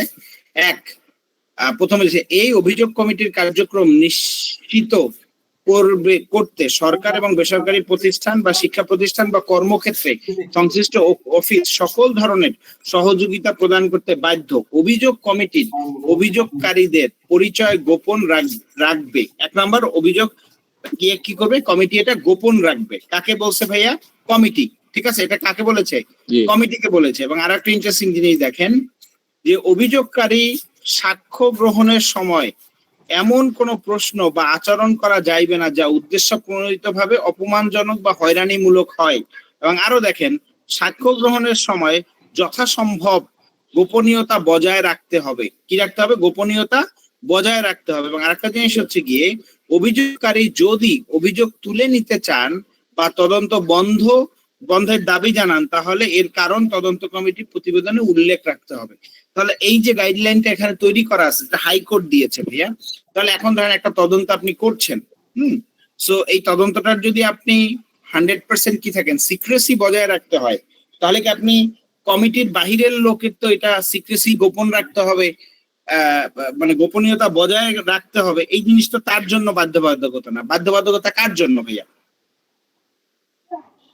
কমিটির জন্য, তাই না? ম্যানেজমেন্টের জন্য, কমিটির জন্য। কার জন্য? কমিটির জন্য। তাহলে কমিটির সদস্য কমিটির জন্য। এখন আপনি আমাকে বলেন, এখন যদি আমি আপনাকে বলি, আমার মন গড়া একটা কথা বললাম যে একজন লেখার জন্য লোক রাখবে, তাহলে এটা কি আইনগতভাবে সঠিক হয়? আপনি নিজে একটু বলেন, এটা লজিক্যাল হয়? যেহেতু সে ইনকোয়ারি কমিটিতে নাই, সে তো এটা অ্যাকসেপ্টেবল না। রাইট, এই যে আপনি নিজে ওপিনিয়নটা দিলেন, সো এটাই আমার জন্য পাওনা, এটাই আমার জন্য ভালো লাগা, বুঝতে পেরেছেন? সো আপনারা যে আপনারা যখন কোনো কিছু করবেন, অবশ্যই কি করবেন? লজিক এখানে কি করবেন? কাজে লাগাবেন। ক্লিয়ার? বোঝা গেল কিনা বলেন? আর একটা প্রশ্ন ছিল। জি বলেন। কমিটির লোক ছবি তুলে রাখতে পারবে কিনা? কিসের ছবি ভাইয়া? যখন শুনানি চলবে, যে একটা রুমের মধ্যে যখন সাক্ষী গ্রহণ চলবে, সেক্ষেত্রে কমিটির লোক একটা প্রুফের জন্য যে একটা ছবি, মানে ক্যামেরায় বা কোনো পিক আকারে মোবাইলে একটা ছবি তুলে এগুলো রাখতে ভাইয়া পারবে আপনি কিনা? রাখতে পারেন, এগুলো এভিডেন্স হিসেবে রাখতে পারেন। কাদের জন্য?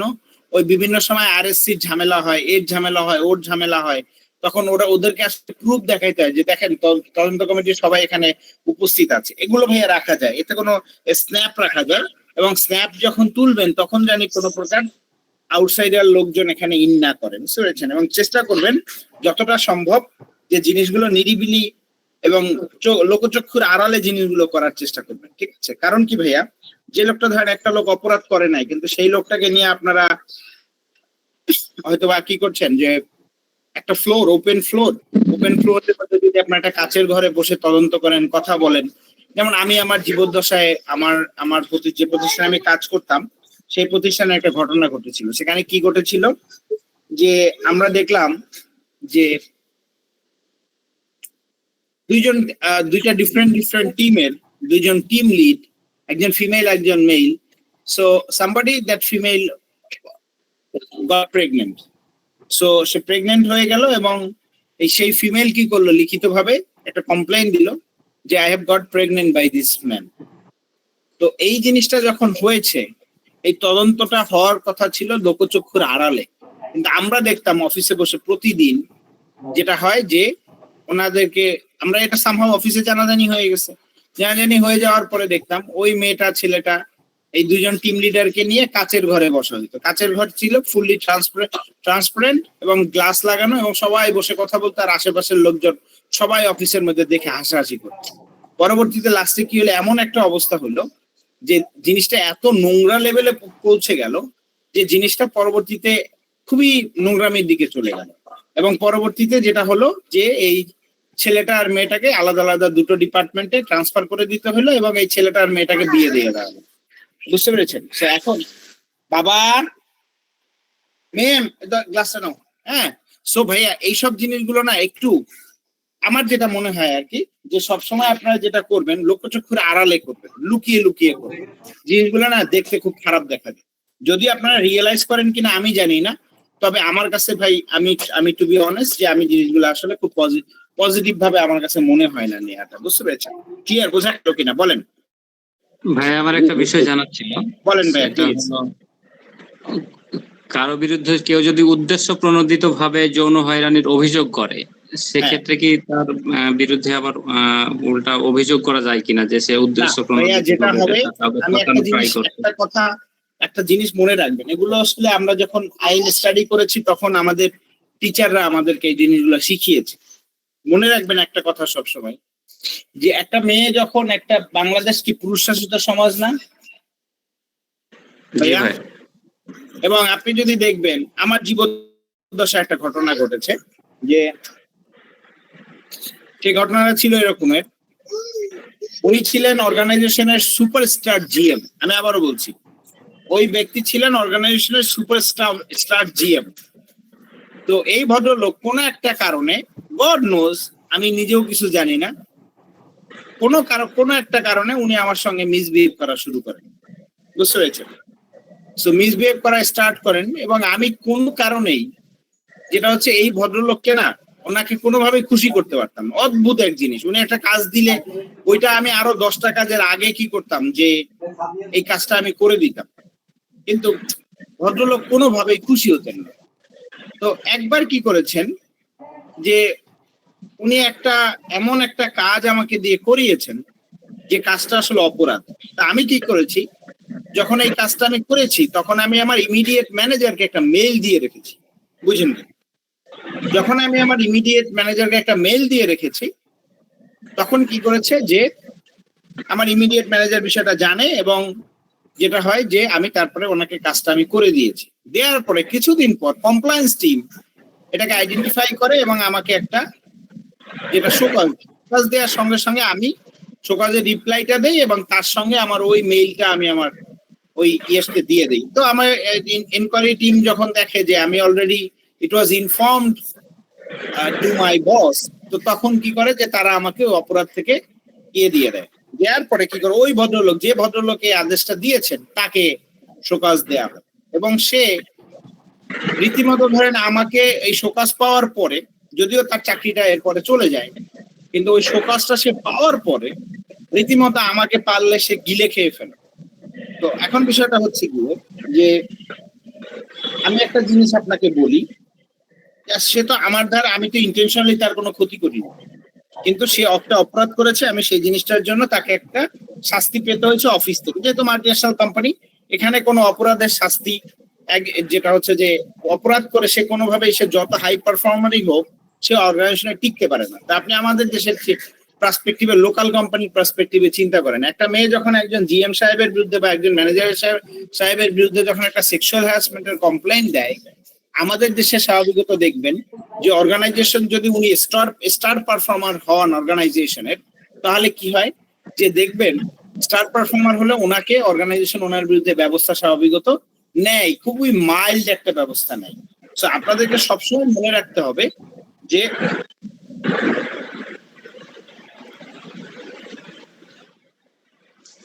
কার মাইকটা অন করা।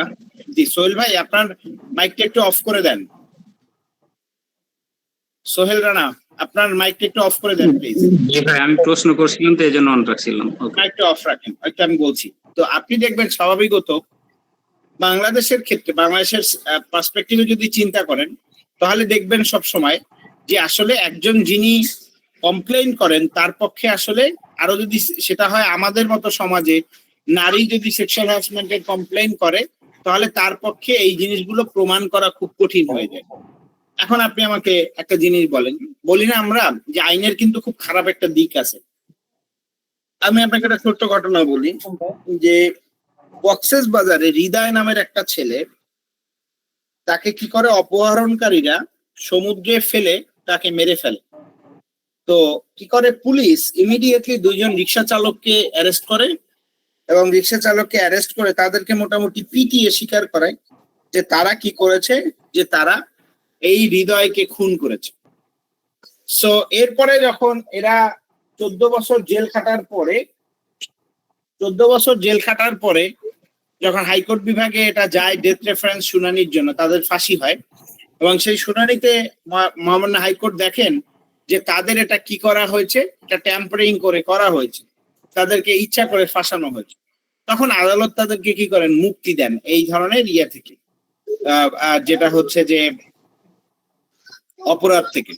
সো মুক্তি দেওয়ার পরে আদালত যখন তাদেরকে মুক্তি দেন, মুক্তি দেওয়ার পরে যেটা হয় যে দেখেন এই হৃদয় ছেলেটা কিন্তু ঠিকই খুন হয়েছে, তার মা বাবা হৃদয় নামের একটা সন্তানকে হারিয়েছে, কিন্তু কি হলো যে আদালত এই দুইজন ব্যক্তিকে যেটা হলো যে অপরাধ থেকে মুক্তি দিয়েছেন। এখন তার মানে কি, হৃদয় কি খুন হয়নি বলেন তো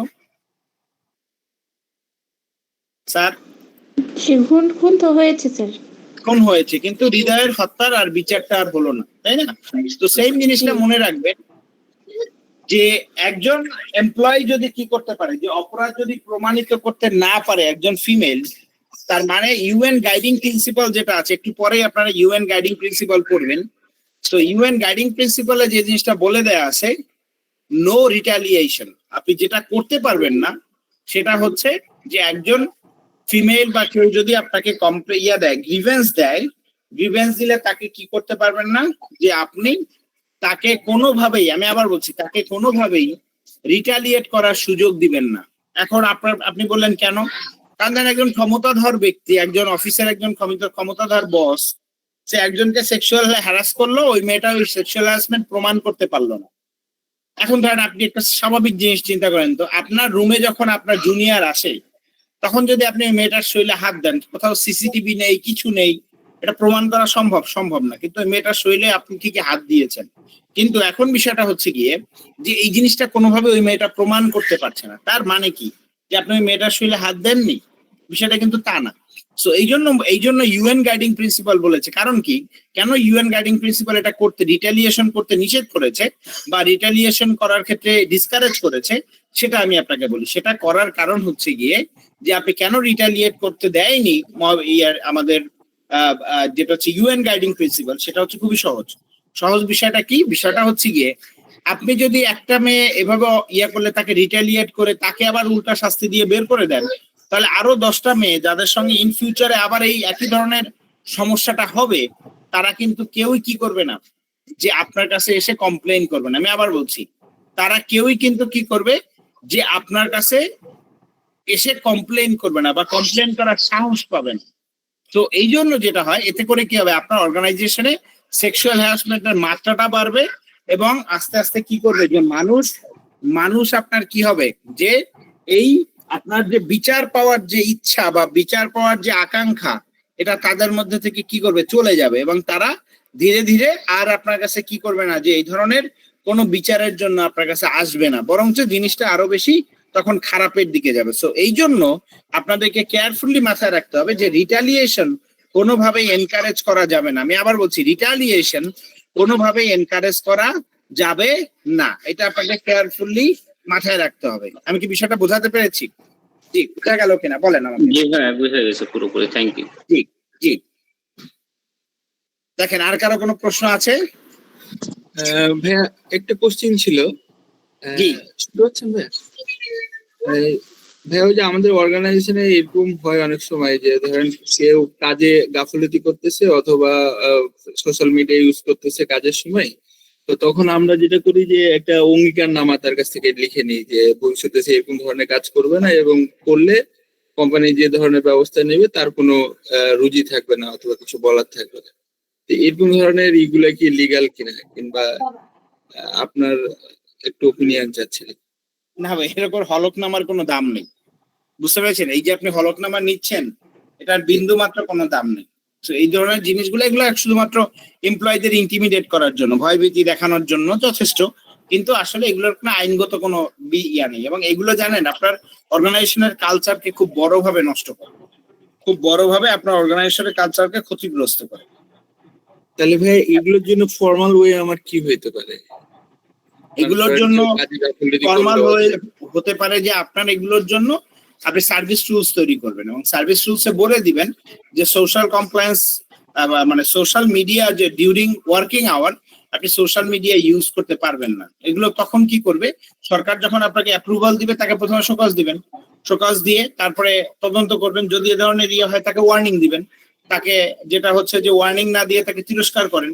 এগুলো করেন, এগুলো যেগুলো আইনের মধ্যে করা যায় সেটা করেন, কিন্তু এর বাহিরে গিয়ে কোনো কিছু করাটা আসলে বেসিক্যালি এটা আমি যেটা মনে করি সেটা হচ্ছে না উচিত, যেটাকে বলি আমরা। ঠিক আছে, এটাকে তো আমি 23-4 ফেলতে পারি।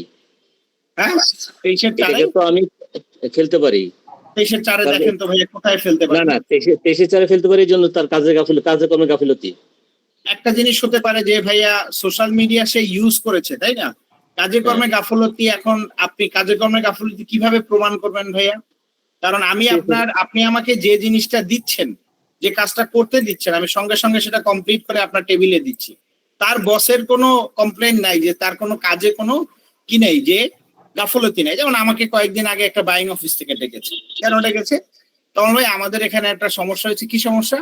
আমাদের এক কর্মী কাপড়ের ব্যবসা করে, সো সে ডিউরিং অফিস আওয়ার সে কি করে, তার ব্যবসা চালায়। তো আমি কি করলাম, ঠিক আছে ভালো কথা, এটা একটা অপরাধ ছিল, তাই আরেকটা ব্যবসা করে আপনার ওয়ার্কিং আওয়ারে। তো আমি ঠিক তার বসকে ডাকলাম, তার বসকে আমি জিজ্ঞেস করলাম যে ভাইয়া, এই যে ভদ্র মহিলা আছেন উনি কি কাজে কর্মে কোনো গাফলতি করেন? আপনার ওয়ান টাইম আপনি যে কাজ দিয়েছেন সে কাজগুলো সে করে না বা এরকম কিছু আছে বিষয়টা? তখন উনি সঙ্গে সঙ্গে বললেন নো, সে হার পারফরমেন্স ইজ এক্সিলেন্ট। কিন্তু বিষয়টা হচ্ছে তার একজন পাশের ডেস্কের যে ফিমেল বসেন সে তাকে এসে কি করেছে, যে এটা ইনস্টিগেট করেছে এইচআর কে, যে সে কাপড়ের ব্যবসা করে এবং সে নাকি তার কাছ থেকে কাপড় কিনেছেও, এর আগে 2-3টা 3 পিস সে তার কাছ থেকে কিনেছে। তো এখন সে কাজে কর্মে গাফলতি আপনি প্রমাণ করতে হবে ভাই, যে তার ধরেন সে কাজে একদমই মনোযোগী না, অমনোযোগী। এখন আপনি ধরেন আমি সোশ্যাল মিডিয়া চালিয়েছি, এই জন্য আপনি আমার বিরুদ্ধে একটা স্টিগমা লাগিয়ে দিলেন, মানে একটা অপবাদ লাগিয়ে দিলেন। অপবাদটা কি? যে আমি কাজে কর্মে গাফলতি করি, কিন্তু আমি কখনোই আমার কাজের ডেডলাইন মিস করি না। তাহলে আপনি এটা প্রমাণ করবেন কিভাবে ভাইয়া বলেন? প্রমাণ না করতে পারলে তো যাওয়া যাবে না ওখানে। এই যে এটাই হচ্ছে বিষয়। সো এই জন্য কোনো কিছু আমি আপনাদের আইআর যখন পড়ানোর প্রথম দিকেই বলছি ভাইয়া, যে এমন কোনো ব্যবস্থা নিবেন না যেটা আপনার নিজের রোলকেই কি হয় ভাইয়া, যে আপনার নিজের রোলটাকে একটা প্রশ্নের মধ্যে ফেলে দেয়। আমাদের দেশে দেখবেন প্রচুর অতি উৎসাহী লোক আছে। অতি উৎসাহী লোক কি করে, যে এইগুলা করে। ওই যে এক ভাই কয়েকদিন আগে বললো না যে ভাইয়া যে শুধু শুধু একটা শোকজ দিয়ে দিচ্ছি। এই জন্য কি হয়, যে এমপ্লয়িরা যখন বুঝতে পারে যে আপনার শোকজ বা আপনার এই ডিসিপ্লিনারি প্রসিজিওরটা ইনঅ্যাক্টিভ, তখন কি হয় জানেন, তখন আসলে মানুষ চিন্তা করো একটা শোকজ দিবে, ঠিক আছে দিয়ে একটা কি করবে, একটা উপদেশপত্র দিবে, একটা ওয়ার্নিং দিবে, এই তো দিবে, এর বেশি কিছু না। এই জন্য এই সিস্টেম গুলোকে কখনো হাস্যকর বানায় ফেলবেন না আপনারা। কেন ভাইয়া জানেন, কারণ যদি হাস্যকর করে ফেলেন তাহলে এটার অ্যাকশনাবিলিটি কাজ করে না। যেমন আমার মনে আছে, আমি যে মাল্টিন্যাশনালে কাজ করছি, ওখানে যখন কেউ শোকজ দেয়, তার মানে অর্গানাইজেশন মোটামুটি খুব সিরিয়াস থাকে যে এটার মূল যে ঘটনাটা ঘটেছে সেটা খুব স্ট্রিক্টলি মেনটেন করা হয়। এবং সেটা এমন হয়, আমি আমার জীবদ্দশায় দেখেছি যে একজন সিইওর চাকরি গিয়েছে ওই মাল্টিন্যাশনালে, সিম্পল একটা মেমোর কারণে। একটা মেমো সে ইস্যু করছে, যে ইস্যুর কারণে তার যেটা হচ্ছে যে হেড অফিস থেকে, নেদারল্যান্ড থেকে তার পদ এখান থেকে খালি হয়ে গেছে। অর্থাৎ তাকে এখান থেকে ফায়ার করে তাকে স্টেশনে অ্যাটাস্টেড করে, মানে হেডকোয়ার্টারে তাকে অ্যাটাস্টেড করা হচ্ছে। সো এই জন্য মনে রাখবেন যে এই ডিসিপ্লিনারি অ্যাকশনের একটা মেমোর কারণে এই ঘটনাটা ঘটেছে। তো আপনাদেরকে আমি বলবো যে ভাইয়া এমন ভাবে করবেন যাতে কখনো কোনো, এই যে আমি যে আপনাকে যে টিপস গুলো দিলাম ভাইয়া, বা যে জিনিসগুলো আমি আপনাদেরকে পড়ালাম, দেখবেন যখন আপনি এগুলো করতে যাবেন তখন আপনারা প্রত্যেকটা পদে পদে দেখবেন যে এই জিনিসগুলো আপনাদের লাগতেছে, প্রত্যেকটা ক্ষেত্রে আপনাদের লাগতেছে। কেন লাগছে এগুলো? কারণ এগুলো বাস্তবিক অর্থেই ভাইয়া জিনিসটা এমন, এবং কাজটা আপনাকে খুব কেয়ারফুলি করতে হয়। দেখবেন আমি আপনাদেরকে বলে দিই যে আপনি হয়তো হলো কি যে আপনি লিখলেন না, কারণ উইটনেস লেখা খুব কঠিন, কারণ উনি লাইন বাই লাইন বলবেন, লিখবেন, এগুলো আপনারা দেখবেন অনেক ক্ষেত্রে উইটনেস লিখছেন না, কিন্তু কিছুদিন পরে যখন এগুলো নিয়ে লিটিগেশন হয়, যখন কোর্টে গিয়ে দাঁড়ায়, তখন সে সব অস্বীকার করে। যে যাকে উইটনেস নিয়েছেন সেই দেখবেন যে সব অস্বীকার করতেছে, না আমি তো বলি নাই। কারণ কোর্টে উঠলেই সে ঘাবড়ে যায়, ঘাবড়ে গেলেই তখন কি করে, সে উল্টাপাল্টা বকা শুরু করে। বুঝতে পেরেছেন? এই জিনিসটা কেয়ারফুলি মাথায় রাখতে হবে আপনাদেরকে। আমি বিষয়টা বোঝাতে পেরেছি আপনাদের? ভাই আরেকটা জিনিস, সেটা হচ্ছে উইটনেসের সাথে যখন ইনভেস্টিগেশনের কথা বলা হবে, তখন তার কি জবানবন্দি নেওয়া হবে নাকি প্রশ্ন উত্তর আকারে নেওয়া হবে? ভাইয়া যেটা হয় যে আপনি যদি যখন উইটনেসটা নেওয়া হয়, উইটনেসটা স্বাভাবিকত কি হয় ভাইয়া, যে কমিটি তাকে বলে যে আপনি যা এই বিষয়টা সম্বন্ধে যা জানেন সম্পূর্ণ বিষয়টা আমাদেরকে বলেন, আপনি কি দেখেছেন, কি হয়েছে, পুরো জিনিসটা বলেন। তখন সে ন্যারেটিভ আকারে বলতে থাকে, এটা স্বাভাবিকত ন্যারেটিভ আকারে হয়। বুঝতে পেরেছেন? জি জি।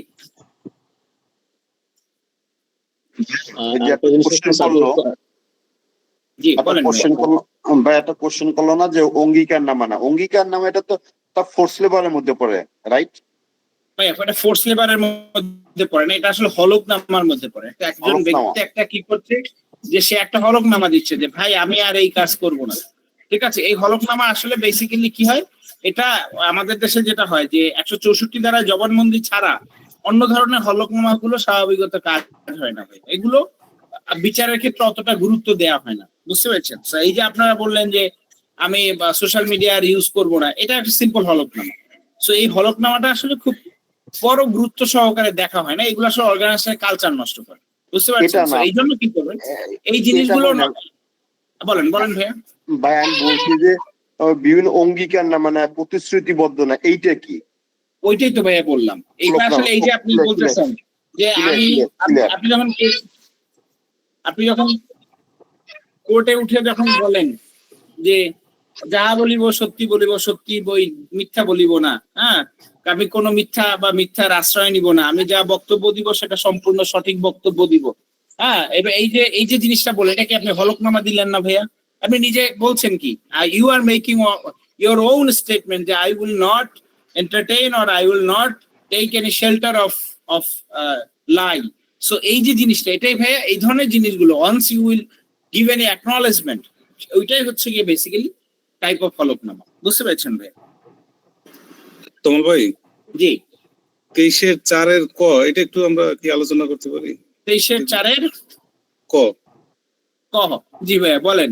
আমি তো এটা আপনাদের যখন পড়িয়েছি তখন কিন্তু বলেছি যে আপনাকে কি করছে, 23-4 কথা বলা আছে যে আপনার বস যিনি আছেন তার কোনো লজিক্যাল, আমি আবার বলছি, যেটা হচ্ছে যে আপনি আপনার কোনো বসের কোনো কথা যেটা হচ্ছে যে আপনি ইন্টেনশনালি লফুল এবং রিজনেবল কোনো অর্ডার আপনি কখনো ডিনাই করতে পারবেন না। এক, যদি করেন তাহলে সেক্ষেত্রে কি হবে, সেটা মিসকন্ডাক্ট হবে। আরেকটা জিনিস বলেছি যে উইলফুল ডিসঅবিডিয়েন্স, অর্থাৎ আপনি ইচ্ছাকৃতভাবে এটা কখনোই কি করবেন না, যে আপনি এটাকে কোনোভাবেই ডিনাই করবেন না কোনো কাজ। এখন আপনার কাছে আসছে 5টা কাজ, আপনি কি করলেন, আপনি বললেন যে স্যার আমার হাতে 5টা কাজ আছে, আপনি আরো 5টা কাজ আমাকে দিবেন, তাহলে একটু দয়া করে আগামীকালকে দেন, কারণ আজকে আমার ডেডলাইনটা, আজকে আমার যতটুকু সময় আছে, অফিসের আওয়ার আছে, এর মধ্যে আমার এটা কি হয়ে যাবে, শেষ হয়ে যাবে। তো আপনাকে ওইভাবে করে কি করতে হবে, জিনিসটা এন্টারটেইন করতে হবে। আমি কি বিষয়টা বোঝাতে পেরেছি আপনাকে? জি ভাইয়া, কিন্তু সোশ্যাল মিডিয়ার যে ইস্যুটা আলোচনায় আসলো, ওইটা কি এই ধারায় আমরা ফেলতে পারি কিনা? কিভাবে ফেলবেন ভাইয়া বলেন? আপনি সোশ্যাল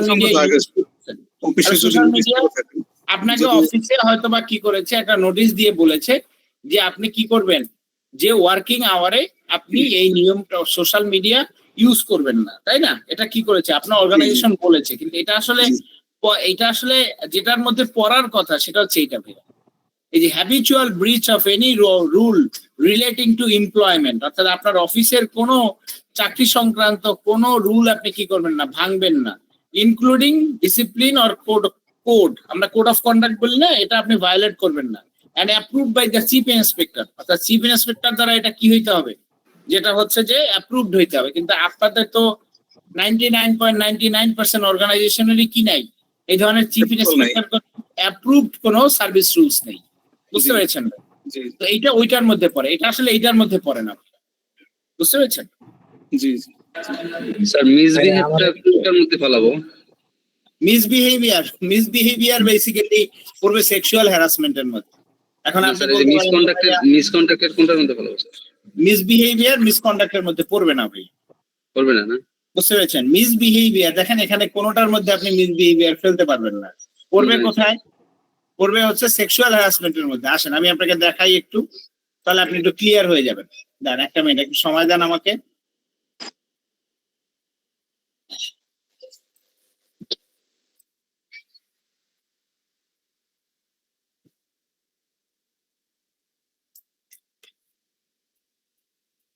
কি বলেছেন ভাইয়া? মিসবিহেভিয়ার, তাই না?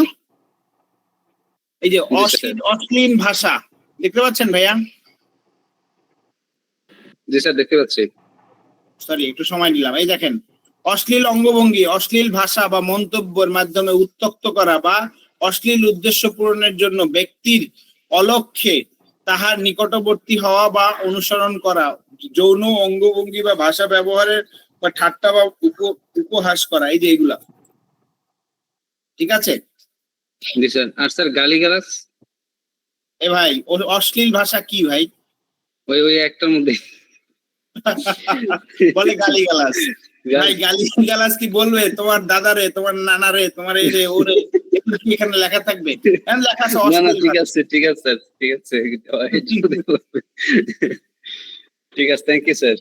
ভাই আমার একটা জানার ছিল, সেটা হলো শুনানির বিষয়টা, যে আসলে একজনের বক্তব্য শুনলাম, তাহলে ওটা ডকুমেন্ট হিসেবে কিভাবে কিপ করতে পারি, বা আসলে বিষয়টা কি? ভাই পুরো ন্যারেটিভ ওটা কিভাবে লিখবো, বা ওটা আসলে ও কি লিখে দেবে? একটা টাইটেল লিখবেন যে তারিখ এত, সময় এত, স্থান এই জায়গায়, এবং এখানে কি করছেন আপনি, ন্যারেটিভটা লিখছেন, কার ন্যারেটিভ লিখছেন তার নামটা লিখবেন, লিখে পুরো ন্যারেটিভটা লিখলেন।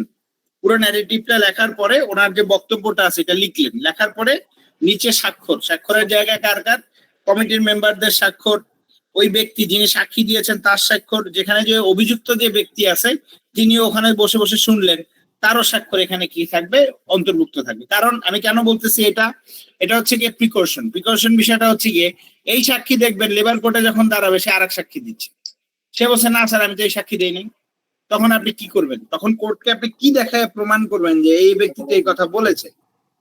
বুঝতে পেরেছেন? অনেকে কি করে জানেন, অনেকে ওই মোবাইলে ভিডিও করে না, ভিডিও নিয়ে যায়, বলে স্যার এই যে দেখেন ভিডিও, তখন কিন্তু কোর্ট ওই জিনিস দেখে না, বুঝতে পেরেছেন? সো এই জন্য আপনাকে সব থেকে ভালো ব্যবস্থা হচ্ছে হ্যান্ড রিটেন বক্তব্য, যেটা কি করা, যে তার দ্বারা সাইন করে নেওয়া, যদি ভালো হয় সে নিজে লিখে দিতে চায়, সে যা বলবে তা লিখবে, বুঝতে পেরেছেন? লিখে তারপরে ওইটা আপনাদেরকে দিবে, আপনারা সাইন করে সুন্দর করে রেখে দিবেন।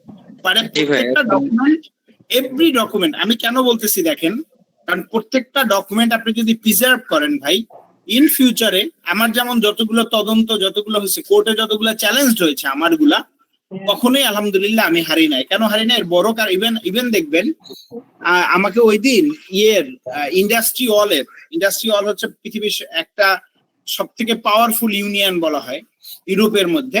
সো এইটার একজন কর্মকর্তা, সুপ্রিম কোর্টের অ্যাডভোকেট, উনি একটা ফ্যাক্টরি সম্বন্ধে কথা বলতেছেন ইন্ডিটেক্সের একটা প্রোগ্রামে।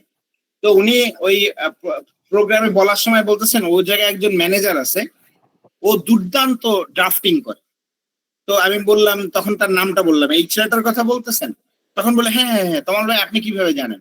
তখন আমি বললাম যে আপু, ওর এই প্রতিষ্ঠানের এই ট্রেড ইউনিয়নকে সামলানোর জন্য আমি ওদেরকে স্পেশালাইজ ট্রেনিং দিয়েছি। সো টোটাল 12 জনকে ট্রেনিং দিয়েছিলাম। এখন ওই ফ্যাক্টরিতে মাত্র একজন এমপ্লয়ি আছে, সেই হচ্ছে ওই ছেলেটা। তখন সে বললো যে ভাইয়া দুর্দান্ত আপনার ড্রাফটিং গুলো। কেন? বেসিক্যালি ভাইয়া হয় কি জানেন, এখন আমি আমার প্রশংসা করে ফেললাম ইনডিরেক্টলি, কিন্তু ভাইয়া বাস্তবতা হচ্ছে যে আপনি যদি আমার এই ড্রাফটিং গুলো আপনি করে দেখবেন যে কোনো জায়গায়, আমি আলহামদুলিল্লাহ আমি আপনাকে বলতে পারি যে আপনি কোনো জায়গাতে আটকাবেন না। অর্থাৎ আপনাকে যে কেউ আটকে দিবে, সে আটকে দেওয়ার রাস্তাটা আমি ফাঁকা রাখিনি, বুঝতে পেরেছেন? সো এই জন্য আপনাকে ড্রাফটিংটা এইভাবে করতে হবে। আমি বিষয়টা আপনাদেরকে বোঝাতে পারলাম কিনা, যদি না পারি তাহলে সেটাও বলবেন, আর যদি পারি সেটা একটু কষ্ট করে বলেন। হ্যাঁ, আমার একটু জানার ছিল বিষয়টা হচ্ছে যে শুনানিতে বললেন যে যারা আছে ওই কমিটির মেম্বার আছে ওদের সিগনেচার, কিন্তু শুনানি বিষয়টা কি কমিটি গঠনের আগেই হওয়ার কথা না? বুঝিনি ভাইয়া, কি বিষয়টা ভাইয়া? শুনানি যে নিব একজনের বা বক্তব্য যে শ্রবণ করব, সেক্ষেত্রে কি তদন্ত কমিটি গঠন করার পূর্বেই না? আপনি বোধহয় আমার কথাটা ভাইয়া ঠিকভাবে বুঝতে পারেননি। প্রথম বিষয়টা হচ্ছে কি, আমি আপনাদেরকে প্রথমেই বলেছি যে ভাইয়া শুনানিটা হবে অবশ্যই কি হবে 3 নাম্বার স্টেজ। 3 নাম্বার স্টেজটা কি? 3 নাম্বার স্টেজটা হচ্ছে যে আপনাকে বাধ্যতামূলকভাবে, জি জি বলেন। বললাম 3 নাম্বার স্টেজটা হচ্ছে ব্যক্তিগত শুনানি স্যার, পার্সোনাল হিয়ারিং। এই হিয়ারিংটা অবশ্যই সবার আগে হবে এবং কমিটি যখন তদন্ত শুরু করবে, ঠিক আছে? এখন আপনি যে হিয়ারিংটা নিলেন, এটা তো তদন্ত কমিটি জানতো না, জানতো ভাইয়া? জি না, জানতো না। তাহলে ওইটা কমিটিকে ইনফর্ম করা এবং যিনি ব্যক্তি অ্যালেজড এমপ্লয়ি আছে তাকে ইনফর্ম করা, এটা এই কাজটা কার? আপনাদের, তাই না? এটার জন্য তদন্তের শুরুতেও একটা কি করতে হবে, পুরো এটাকে বলা হয় কমিটি হিয়ারিং। আর ওটা কি ব্যক্তিগত হিয়ারিং। এই হিয়ারিংটা কি বলেন তো? একটা মিনিট দাঁড়ান। এর আগেরটা কি বলেছে? ব্যক্তিগত শুনানি, তাই না? তাহার জন্য শুনানির সুযোগ দেয়া হয়, এটা কি ব্যক্তিগত শুনানি। আর এই জায়গায় যে শুনানিটা, সে শুনানিটা কি করবে? টোটাল কমিটিটা হিয়ারিং করবে। বুঝতে পেরেছেন ভাইয়া বিষয়টা? জি ভাইয়া, বুঝতে পারছি, থ্যাংক ইউ। যে কোনো দেখবেন বিচারের শুরুতেই কি করা হয়, যে বিচারক তার যে অভিযোগটা আছে সে অভিযোগটা ডিটেলস পড়ে তিনি বলেন, বুঝতে পেরেছেন? অথবা যে কোনো পক্ষের একজন আইনজীবীকে বলেন যে আপনি পড়ে শোনান, বুঝতে পেরেছেন? সো এই জন্য ভাইয়া আপনাকে এই জিনিসটা আপনাকে মাথায় রাখতে হবে। ক্লিয়ার? স্যার কিছু অর্গানাইজেশনে কি করে জানেন, সেটা হচ্ছে আপনার কারো বিরুদ্ধে যখন কোনো অভিযোগ আসে তাকে শোকজ লেটার দেয়া হয় এবং হচ্ছে অ্যানসার দিতে বলা হয় 7 দিনের মধ্যে। তো সে আবার অ্যানসার দিল, ওই অ্যানসার দেওয়ার আগে আবার কি করে, প্রাথমিক তদন্ত করে, প্রাইমারি ইনভেস্টিগেশন। প্রাইমারি আরো মজার আছে, শুনলেন স্যার? সেটা হচ্ছে ওই প্রাইমারি ইনভেস্টিগেশন যে করলো তাকে আবার ইনকোয়ারি কমিটিতে রাখা হচ্ছে না। এগুলো করা যাবে এরকম। এগুলো করলে বিচার কি হয়, যে পলিউটেড হয়। পলিউটেড হলে আসলে বেসিক্যালি যেটা হয় যে এই জিনিসটা ফেয়ার হয় না, আনফেয়ার হয় এই জিনিসগুলো। কারণ একজন ব্যক্তি যখন সে আপদমস্ত বিষয়টা জানে, তখন তার কাছে একটা জিনিস আপনি নিজে দেখেন, আমি আপনাকে বলি, যখন আপনি কি করবেন যে নিজে একটা জিনিস সম্পূর্ণ জানবেন, তখন আপনি যখন কোনো ওই বিষয়ে বিচার করতে বসবেন, তখন দেখবেন যে ডিরেক্টলি অর ইনডিরেক্টলি আপনার যে প্রিভিয়াস নলেজ, এটা কি করে, জি ভাউ জি কি করবে, প্রিভিয়াস নলেজ কি করবে, যে আপনার এই বিচার প্রক্রিয়া বা আপনার যে কার্যক্রমটা, এটাকে ইনফ্লুয়েন্স করবে এবং দেখবেন যে আপনি সঠিক বিচারটা করতে পারছেন না। কারণ আপনি শুনতেছেন একটা, কিন্তু আপনি জানেন আর একটা, কিন্তু তাহলে কিন্তু আপনি বিচার করতে পারবেন না। এই জন্য বিচারকরা কি করে, যে যখনই সে দেখে যে এই সাবজেক্ট ম্যাটার সে এর আগে থেকেই জানে, তখন দেখবেন যে সে বলবে আই ফিল এমব্রেসড। উনি কি করবে, যে বলে যে উনি এমব্রেসিং ফিল করতেছে কেন, এবং কারণটা সে বলে দিবে যে আমি এর আগে এই জায়গায় থাকা অবস্থায় এই জিনিসটা আমি হিয়ারিং করেছি এবং আমি এই বিষয়টা জানি। এই জন্য কি করবে, যে তিনি যাতে তার বিচারিক মাইন্ড যাতে পলিউটেড না হয়, এই জন্য সে এই কাজটা করে। আমি কি বিষয়টা বোঝাতে পেরেছি আপনাদেরকে? আপনারা কি বুঝতে পারলেন আমার কথা? বুঝতে পারছি স্যার, বুঝতে পারছি। জি, তাহলে আমার আরেকটা জিনিস জানার ছিল, সেটা হচ্ছে সাপোজ কর্মক্ষেত্র থেকে কোনো একটা জিনিস চুরি হলো, এখন তার বিরুদ্ধে এই স্যার একটা অভিযোগ উত্থাপন করলো যে তারা একটা হিসাব নিকাশে গেল, হিসাব নিকাশে গিয়ে দেখলো যে ওই সেকশনের থেকে কোনো একটা জিনিস চুরি হয়েছে এবং সেটা 16 থেকে 18 তারিখের মধ্যে হয়েছে সাপোজ। এখন যখন ইনভেস্টিগেশন শুরু হয়ে গেল, শুরু হওয়ার পর ম্যানেজমেন্টের অর্থাৎ ওই অভিযুক্ত ব্যক্তির এগেইনস্টে যে সাক্ষী দিতে আসলো, সে বললো যে আমি ওই ডেটে ছুটিতে ছিলাম, কিন্তু আমার কাছে যে ইনফরমেশন আছে ওই সেকশনের যে 16 থেকে 18 না 3 তারিখে আমার জানা মতে উনি এই জিনিসটা চুরি, এরকম আরো চুরি করেছে, 3 তারিখের কথা বলছে উনি, বাট অভিযুক্ত হচ্ছে 16 থেকে 18 উল্লেখ করা আছে। সেই ক্ষেত্রে সাক্ষী যখন বলতেছে যে 3 তারিখও এরকম চুরি হয়েছে, সেই ক্ষেত্রে কমিটি কি 3 তারিখে বিষয়ে কোন ইনভেস্টিগেশন চালাতে পারবে? আলাদা কমপ্লেইন নিবে ভাইয়া, আলাদা কমপ্লেইন নিবে, আলাদা ইনভেস্টিগেশন করবে। আচ্ছা, আর আরেকটা জিনিস হচ্ছে, আপনি আমাকে প্রশ্ন করতে পারেন যে তাহলে আপনি কেন বললেন যে আলাদা কমপ্লেইন নিতে এবং আলাদা কি করার জন্য? আমি সেটা বুঝতে পারছি, কারণ হচ্ছে তার অভিযোগ, তার কমপ্লেইন লেটারে তো স্পেসিফিক বলা ছিল 16 থেকে 18 এর মধ্যে সে চুরি করেছে, কিন্তু এই বিষয়ে কিছু বলা নেই। এবং বলা হচ্ছে কি যে কোনো কমপ্লেইন যখন আপনি কোনো ক্ষেত্রে পাবেন, আপনার মনে রাখতে হবে ওইটা কি হতে হবে, লিখিত হইতে হবে। তাহলে ওই যে সাক্ষী যে সাক্ষ্যটা দিল, সে একটা লিখিত কমপ্লেইন দিবে যে 3 তারিখেও সে এরকম একটা চুরি করেছিল, তখন কি করবে, তার নামে আলাদা আবার একটা বিচার প্রক্রিয়া শুরু হয়ে যাবে। বুঝতে পেরেছেন? ওই কমপ্লেইনটা তো ম্যানেজমেন্ট থেকে, এইচআর থেকে করা হবে। এইচআর অবশ্যই এইচআর থেকে করা হবে। জি জি। আর আরেকটা জিনিস হচ্ছে, ইনভেস্টিগেশন চলাকালীন সময়ে সাপোজ আজকে ইনভেস্টিগেশন বসার পর ইনভেস্টিগেশন চলতে চলতে দেখা গেল যে সেটা মোটামুটি বেশ সময় পার হয়ে গেছে, সন্ধ্যা হয়ে গেছে বা রাত হয়ে গেছে, তো চিন্তা করে আবার ওই সময় কমিটি যেটা ইনকোয়ারি মুলতবি করলো, করে বললো যে সেটা আবার আগামীকাল 10টার সময় বসবে। সেই ক্ষেত্রে কমিটি দেখলো যে তার যে লেখালেখি তো অনেক সময় লাগতেছে, আজকে লেখালেখি কমপ্লিট করতে পারলাম না, ঠিক আছে আগামীকালকে লিখে তার সাইন নিয়ে নিব। কিন্তু দেখা গেল যে অভিযুক্ত ব্যক্তি আগামীকালকে যখন ইনভেস্টিগেশন শুরু হবে আবার, সেই ক্ষেত্রে সে আর উপস্থিত হইল না। সেই ক্ষেত্রে একটা গ্যাপ যেটা রয়ে গেছে, যে অভিযুক্ত ব্যক্তি সাইন করে নাই। চিঠি দিতে হবে ভাইয়া, প্রত্যেকটা ক্ষেত্রে যেটা করতে হবে ভাইয়া, আপনার চিঠি থাকতে হবে। এবং ওই যে যেটা হবে ভাইয়া, যে তদন্ত কখন থেকে শুরু হবে কখন শেষ হবে, এটা কি থাকবে, যে আপনার একটা রুটিন থাকবে। এই রুটিনটা কি করবেন, ওই রুটিন অনুযায়ী চলবে জিনিসটা। বুঝতে পেরেছেন? এবং ওই রুটিনে কিন্তু সিগনেচার থাকবে, আপনার অভিযুক্ত যে ব্যক্তি থাকবে তার কিন্তু সিগনেচার থাকবে, সো দ্যাট সে কোর্টে না বলতে পারে যে স্যার আমি পরের দিন আসি নাই, পরের দিন যে তদন্ত হবে আমাকে তো জানাইনি স্যার, কোনো চেকপত্র আছে দেখান আমার, তখন দেখবেন যে আপনার কাছে কোনো চিঠি নেই। বুঝতে পেরেছেন?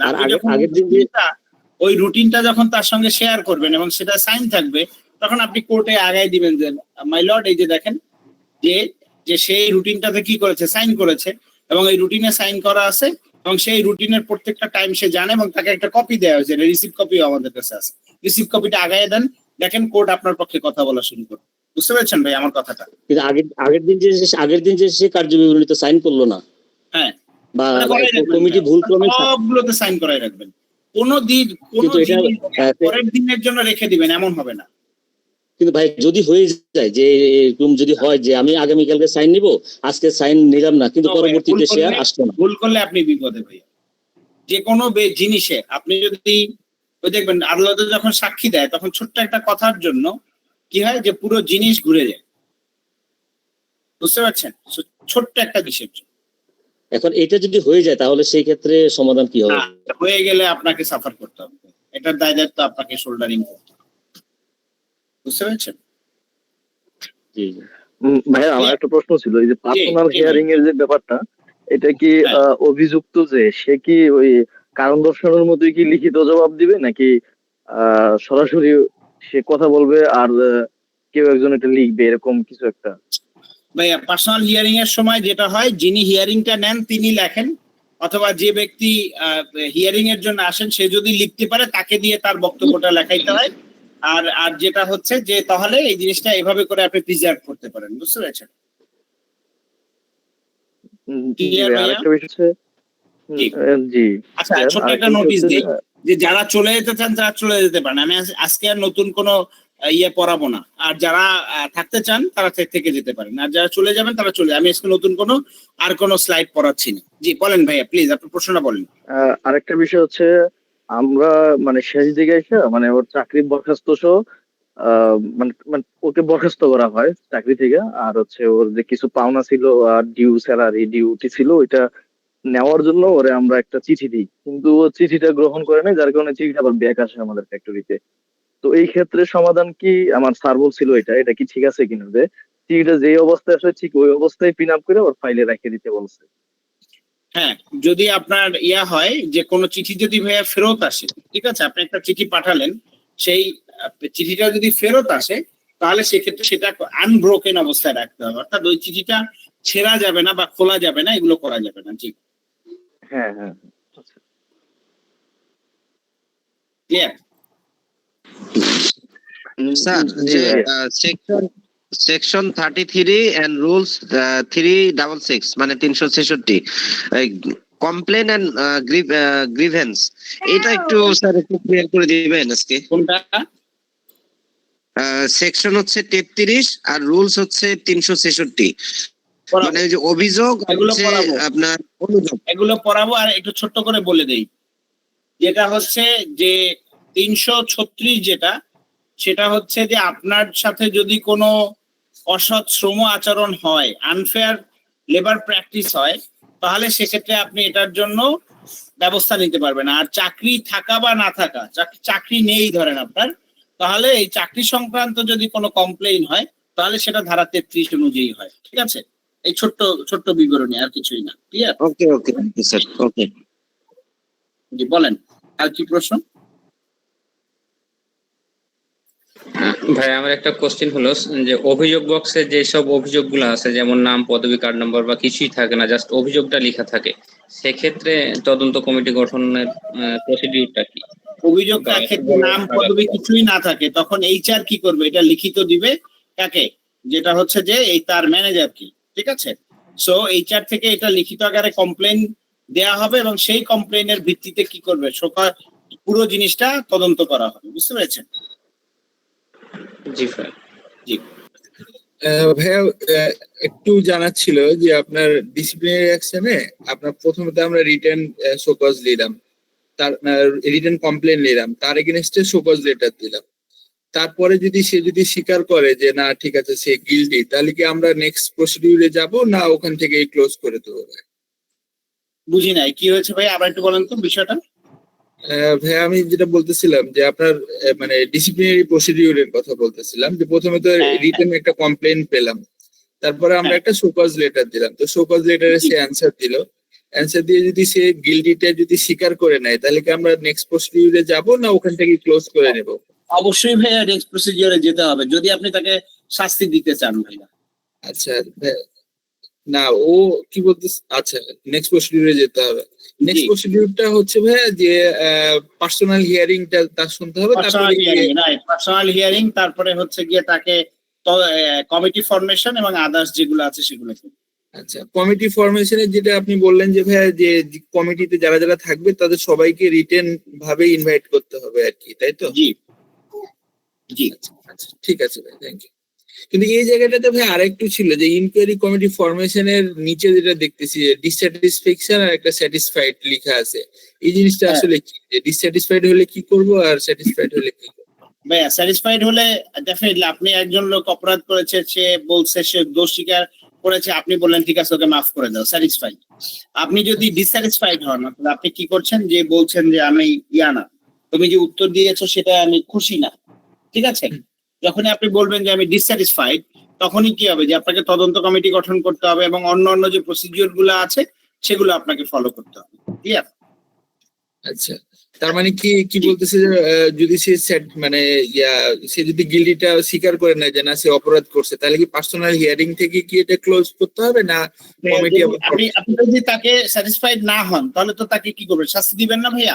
শাস্তি দিতে হলে তো তাকে তদন্ত কমিটি ফরমেশন করতে হবে। স্যাটিসফাইড হলে তো আপনি তদন্ত কমিটি গঠন করতে পারবেন না, ডিসস্যাটিসফাইড হলেই তো তদন্ত কমিটি গঠন করতে পারবেন। বুঝতে পেরেছেন? ওটাই বলতেছি ভাইয়া যে সে গিল্টি স্বীকার করে নিছে, তার মানে আমি স্যাটিসফাইড, তাহলে এখন তাকে পানিশমেন্ট আমি দিতে পারবো উইদাউট কমিটি না, দিতে ফরমেশন? পারবেন না ভাইয়া। তদন্ত ছাড়া কোনো ব্যক্তিকে শাস্তি দেওয়া যাবে না। আপনি যদি স্যাটিসফাইডও হন, সে স্বীকার করেছে আপনি স্যাটিসফাইড, তাকে যদি শাস্তি দিতে চান আপনি বলবেন আমি ডিসস্যাটিসফাইড, দিয়ে তারপর তদন্ত কমিটি গঠন করতে হবে। ক্লিয়ার? ব্যক্তিগত শুনানি করে আপনি তদন্ত কমিটি গঠন করবেন। বুঝতে পেরেছি। তাহলে রেজাল্ট একটাই আর কি, যে পানিশমেন্ট দিতে হলে কিংবা স্যাটিসফাইড অথবা ডিসস্যাটিসফাইড যাই হয়ে আমার ইনকোয়ারি কমিটি। ক্লিয়ার ভাইয়া? ঠিক আছে, থ্যাংক ইউ। স্যার, ডিসিপ্লিনারি অ্যাকশনের যে আমরা লগ রেজিস্টারটা করি, এটার ফরম্যাটটা একটু দিবেন স্যার? ডিসিপ্লিনারি অ্যাকশনে কিসের? একটা রেজিস্টার মেইনটেইন করা হয়, ডিসিপ্লিনারি লগ রেজিস্টার আর কি। লগ রেজিস্টার বলতে আইনে কোনো রেজিস্টার নেই স্যার, তো এটা আপনি নিজের মতো করে আপনি বানিয়ে নেবেন, এটা আসলে আইনে কোথাও নেই। Clear sir? Okay okay okay. Sir